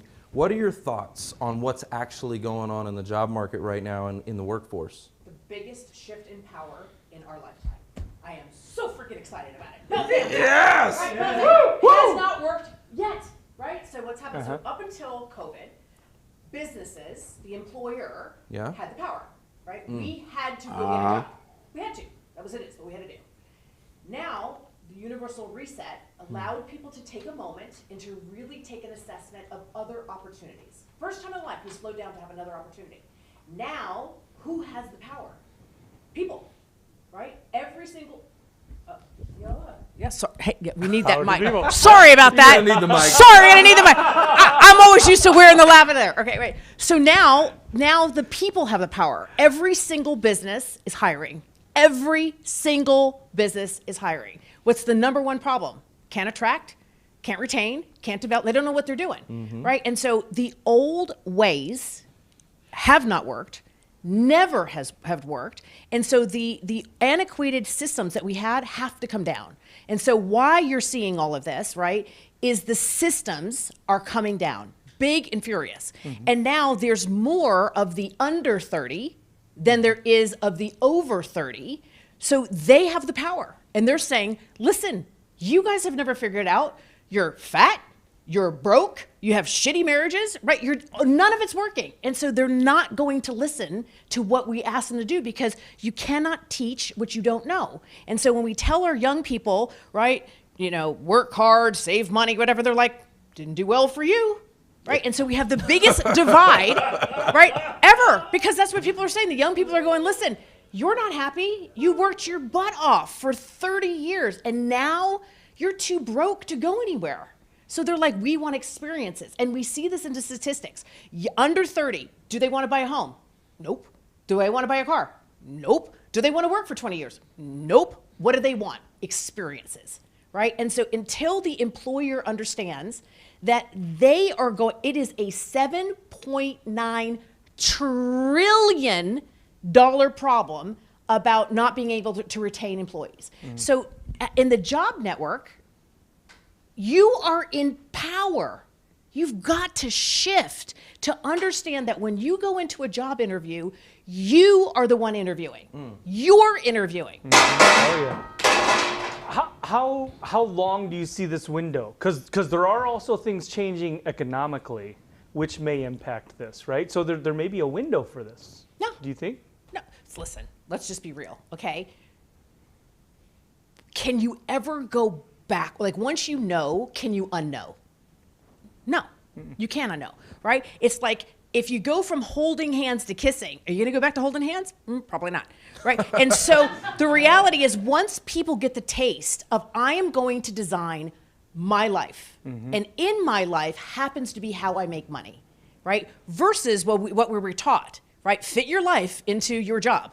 Well, nobody's happy, right? 79% of people, if you just take a look at the most recent Gallup poll, Harvard Review, whatever, 79% of people are miserable, right? 70, I can't remember what it is, I think it's 72% are unengaged. That's a major line item for businesses. And so now what individuals need to understand is that they have to do the work. The responsibility starts with you to say, who am I?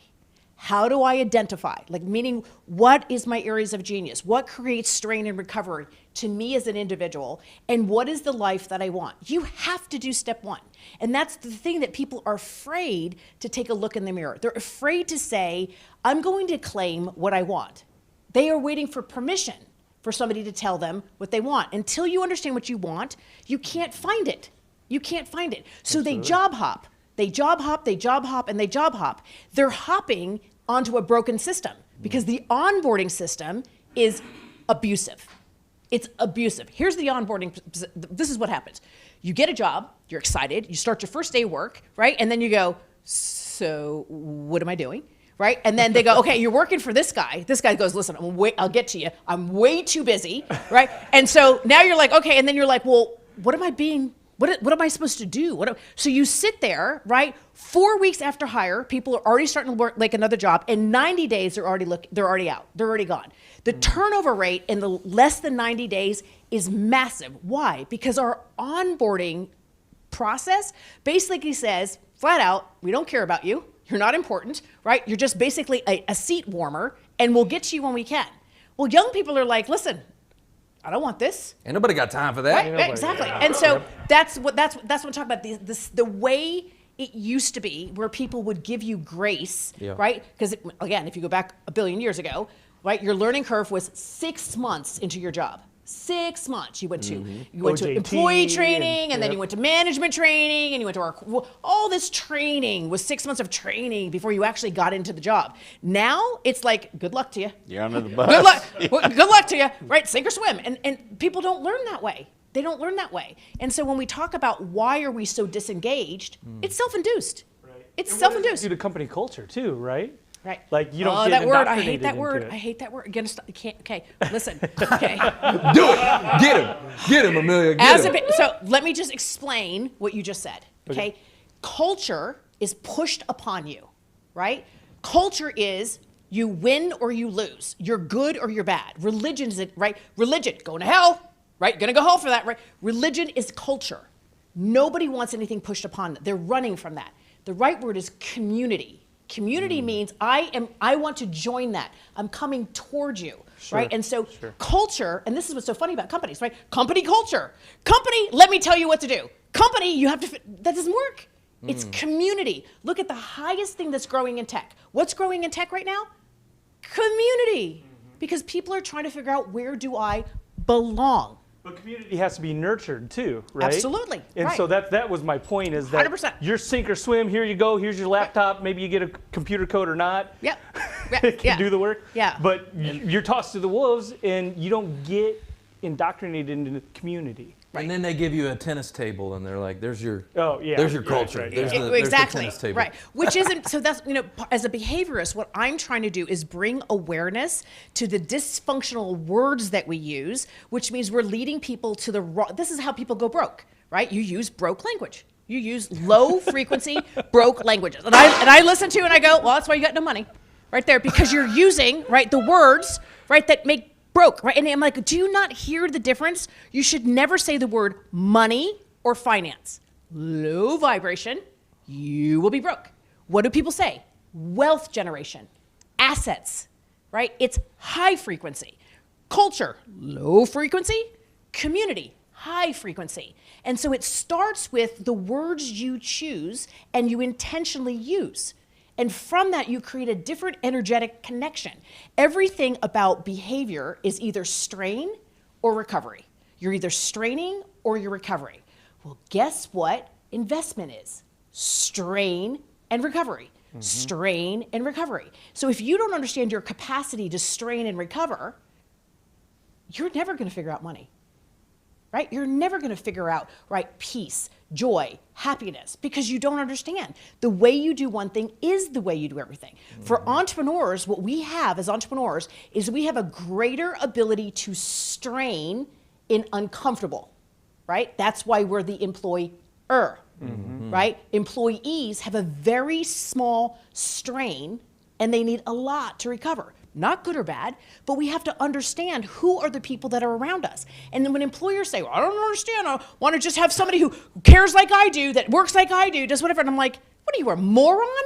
If you want somebody like you, then they would be you. What, do you think you can get me to work for you? Hell no, because I can do it for myself. Right? And so you have to understand that these expectations of wanting our employees to behave like we do, to think like we do, to be like we do, that doesn't make any sense. Right. Or they would be us. And so you have to understand, you have to move to where your audience is. And so if your employees are like, listen, I want to develop, I want to mentor, I want things that are in my value driving system, then you have to meet them there. That's your responsibility. And if you don't like it, get out of the role. It says CEO, I fix shit for a living. That's what you do, right? That's what you do. And so these conversations, I listen to these panels and these leadership, and it's not fair, employees not good, and blah, blah, blah. And I'm like, did you not read the fine print? If you're a leader, anything that nobody else can solve falls on your desk. You do the things that nobody else can do. Well, that's the yucky stuff, right? I have a yucky job description, right? I don't do the fun things. I don't do the cool things. My team does that. I do the stuff that go, whoa, I'm going to fix this one. I have no idea on this one, right? And I have the ability, because I have a high strain, to stay in the problem, right? Well, you know me. I am tenacious like nobody's business. Like when you say no, I'm like, oh, you've just declared war. This is gonna be fun. No, you didn't. No, oh, buddy. You didn't mean that. Buddy. I'm gonna be on you like there's nobody, but just because I can. Yeah. Right. This is what people don't understand about the entrepreneur mindset. When so Inc. magazine, I can't remember, like 10 years ago, did a poll, and they polled like 10,000 entrepreneurs, and they said, why do you do what you do? Is it because you make money? Because you want security? Whatever. No, because we can. We do it because we can. People forget the dog, right? There's an Instagram post that I do, right? I'm like, do not think there's not a beast within here. There's a beast within here, right? I'm in it because I want to win. I want to get it because I want to create change. I want to do it because I'm a rebel. I want to change the system. That's why I do what I like. Retire, I'm always going to find another problem.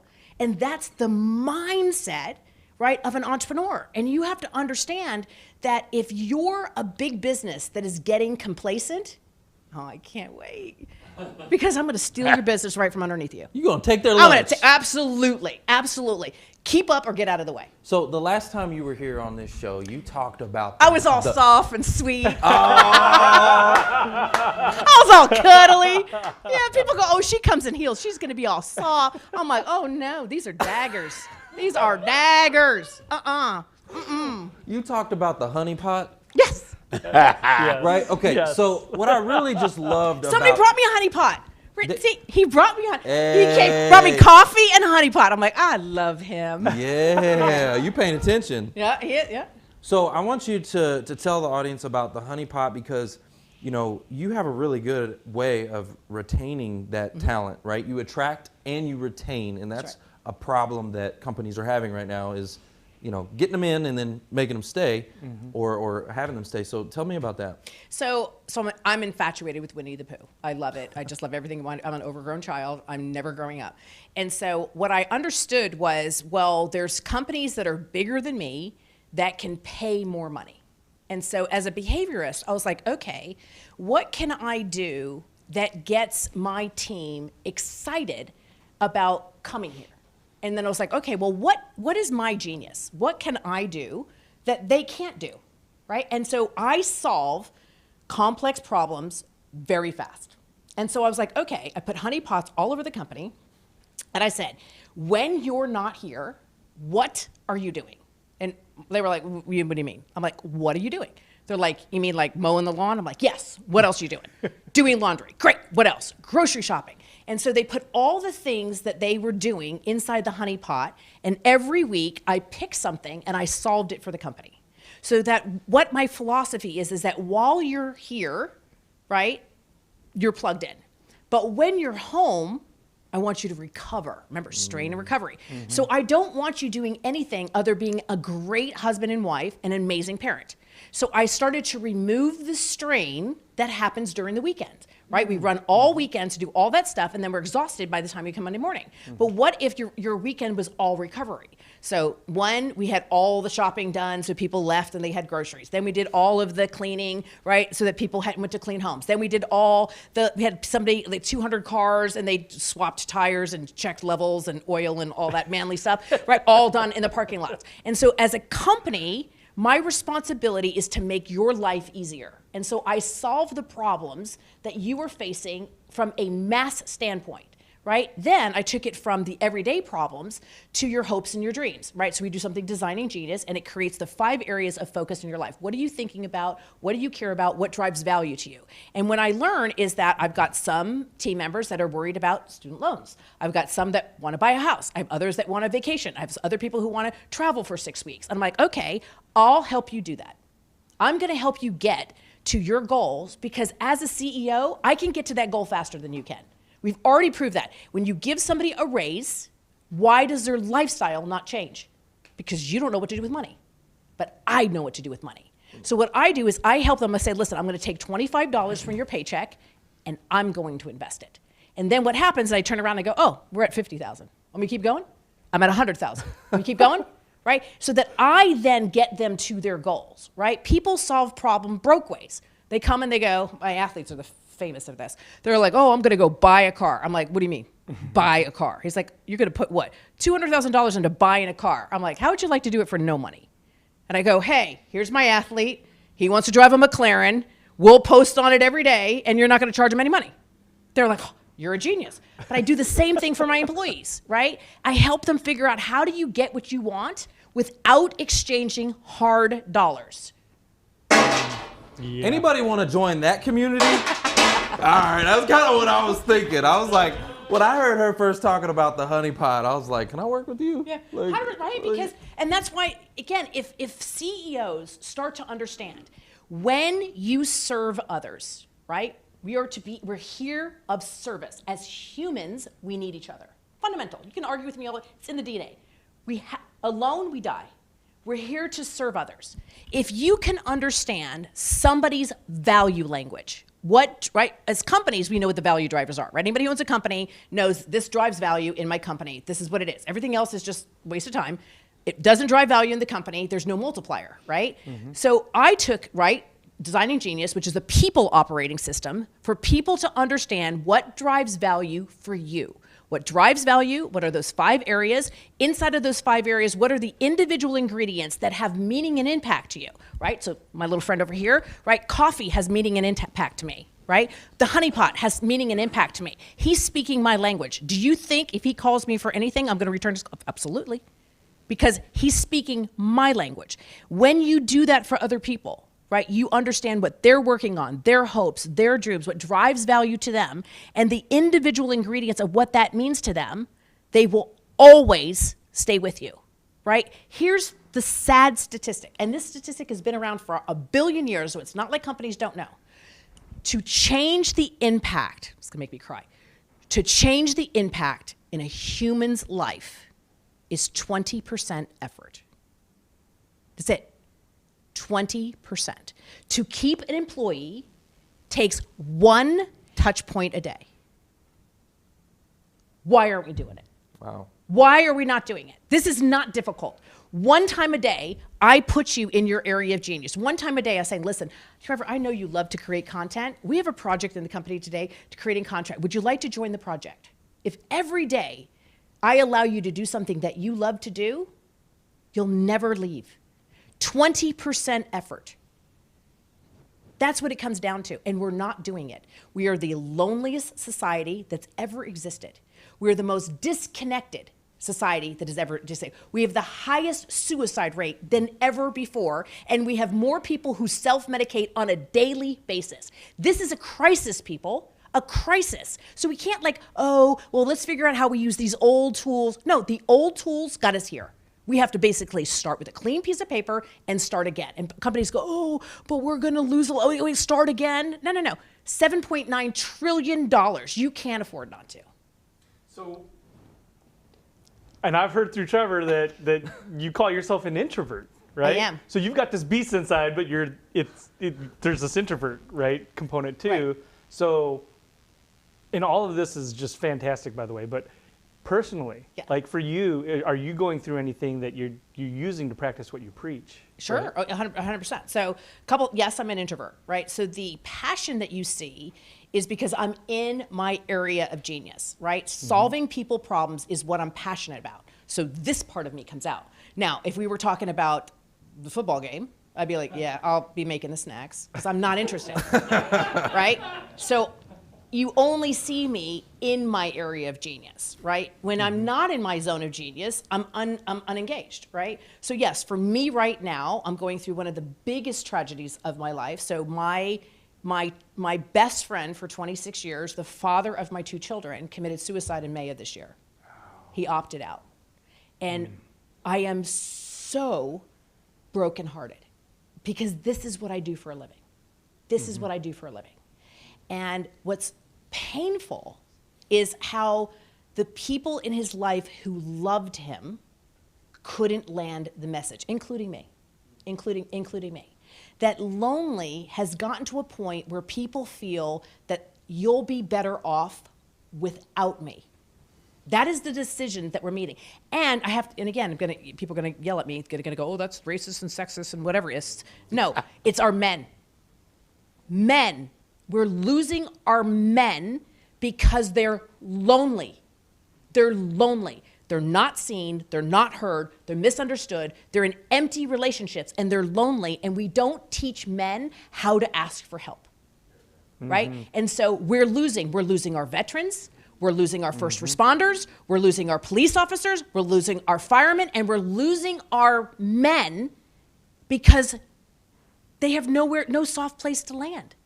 There's nowhere for them to land. So there's a crisis. As much as women love to be women, we don't want to live on Woman Island. We need our men. We need our men. And so we're losing these valuable resources, right? And when you look about it, we're losing the leadership, right? There's a time when we looked towards our first responders, our police officers, our fire. Those were the heroes in the communities, right? We look to the man in the family, right? And that's not, listen, I can open up all my doors, I can do all the other stuff, right? But there's something that when you care for me and I can care for you, we care for each other differently based on our frequency, right? So when a man opens the door for me, personally, I turn and go, thank you for letting me feel like a woman. Thank you for letting me feel like a woman, right? Men go, what? Right? Because they're not being thanked, right? I love to cook. I love to cook. I love to serve people. And when I serve them, it's a piece of love. Then to turn around and go, thank you for cooking. What happened to thank you to the people in our lives? We keep giving leftovers to the people we love the most. Leftovers, what's left of us. Yeah. Amen.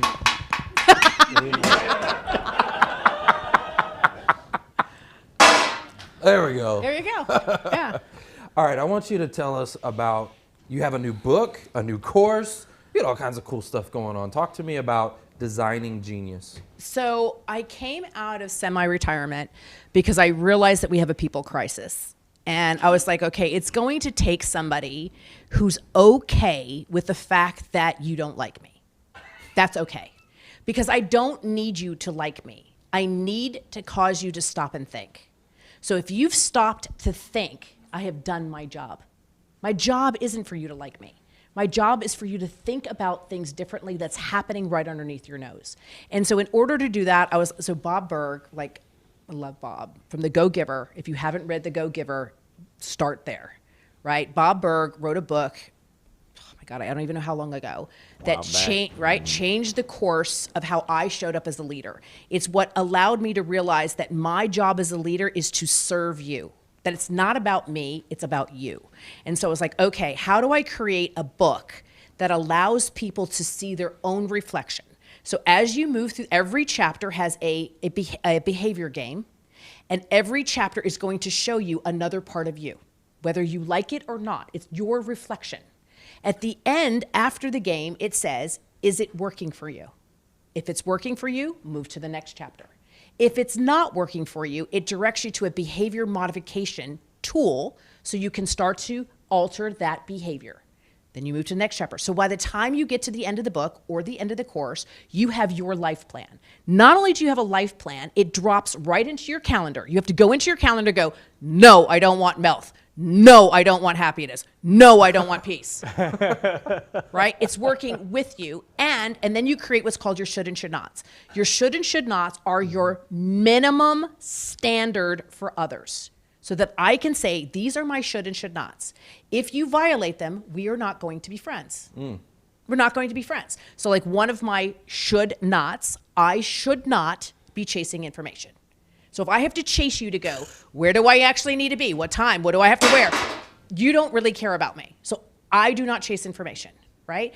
I should not feel bad about speaking up about my feelings. If I am timid, right? If I'm feeling scared to go, listen, you hurt my feelings, this is not a healthy relationship. I should be able to tell you that you've hurt me without the relationship being over, without you going, what do you mean? What do you, prove it to me. What do you mean you feel pain? No. I'm telling you, I feel pain, right? I need to express this with you. And so people don't have a minimum standard, and now they're guessing, and then they get upset that other people don't treat them well. Well, where was the instructions? Where did you give people to say, this is my minimum, right? This is my minimum amount of attention. This is the minimum amount of what I need, right? Because you have to exchange effort. But if you don't know what the effort is, you're guessing, hoping you get what you want out of life. You can't hope your way through life. You have to be specific, right? For you, your whole team, right? I know where I'm supposed to be. I know exactly what time. I need what to wear. I know the other guy. I have all the information that tells me, oh, Trevor actually wants me to be there. Because I'm not having to go, oh, chasing information, right? And so these are the life skills that I was adamant about putting into colleges, even though they didn't want us there, right? College, right? Life skills. So we now have an accredited course in colleges, rolling out of colleges across the country, so that kids can actually go in and take a life skill class, right? And get elective credit, right? We put a B2C so that any individual can go in right now and build your life plan and share it with somebody that you love, right? So that they understand, this is where I'm going. This is where I'm going. This is what have values for me. I just want to let you know this is my plan, hoping you can ride along with me. And if not, you can then work where there's conflict utilizing the game, right? So we have a whole Genius Vault with a whole bunch of games. And then we have it for the onboarding process for businesses, right? So that when you start with a new employee comes on, they get a link. Welcome, we care about you, we have people first. What we want to know is what your life plan is. We're going to help you do it. We're going to lean in so you, just like the honeypots, get you to your goals, right? And so everything is the new onboarding, the new attracting, the new retention, the new development, the new way to reward individuals based on what they want, not what the employer wants. And now we have people officers that are integrating the strategic business plan with the individual value driving plan of the individual people. And that is where we're going. That's incredible. I'm going to give you a round of applause. Like, all right, so I also know you have, actually, I want to ask the audience real quick. Anybody want to take that course? That kind of sounds pretty good, right? Like, that sounds pretty good. Tell them where they can connect with the course, and then you even have like a promo code or something, Yes, right? totally. So it's designinggenius.com. If you use the word Dallas, you'll get $50 off, right? Which means it's like $199, right, per person, no problem. And then if you want, I will do a free Zoom for any of the Who You Know Job Network. I'll actually do it. I like that. Hold on, Mike, wait, hold up. Let's go. Yeah. Let's so go. I'll help you know what the life plan is, right, and what that means and how to get to where you want to go, right? Because once you have that script, anything is possible. Anything is possible because it's that clear. And it's what I've been doing with people for like years and years and years and years. I just thought I was going to retire, and now I'm like, nope, I'm going to go full out. Well, you're the best at it. Like, you absolutely, I've seen you in action, and you can just decode someone like that. You've done it with me. Like, we've had some conversations, and I'm like, oh my gosh. It takes 11 minutes. She'll put the spotlight right on you, and you're like, I can decode a problem in 11 minutes. I tell you, if I can't do it in 11 minutes, I'll give you your money back. Amelia, we've had a whole conversation about it. What would you say, real succinctly, is your superpower? I think my superpower literally is solving problems. I think I can solve problems from a human standpoint that empowers people to make a choice, right? I think that the difficulty is that people get stuck on I don't know what the choices are. And so they stay stagnant, right? They figure, okay, eventually I'll see what the choices are, which is slowly dying, right? People are slowly dying because they're in Groundhog Day, right? We are built to develop. We are built to grow. We are built to make mistakes. We are built for this. And when you start repeating over and over again, it's a slow death.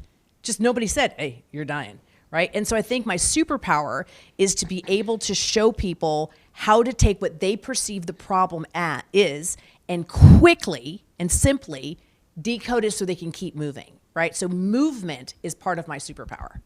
I love that. Guys, get your phones out. Take your screenshot right now. I want you to take your pictures, post it all over social media, and I want to know which one of these mic drops, because she unloaded the bowl, y'all. Come on now. Put the bowl down I want to know there. which one of those mic drops was most impactful and blow up her DMs, right? Yeah, 100%. Yeah. Love that. Guys, round of applause, Amilya Antonetti!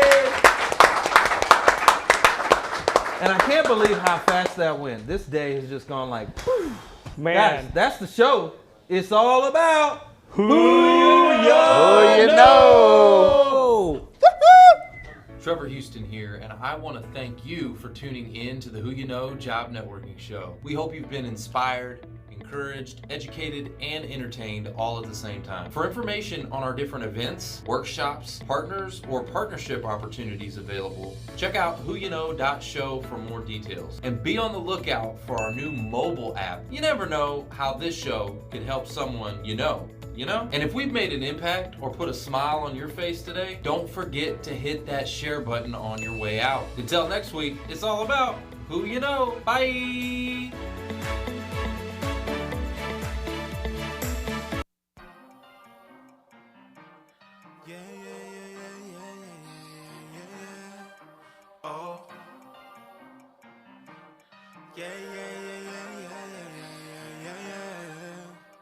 Faith without works is dead. I don't wanna die so soon.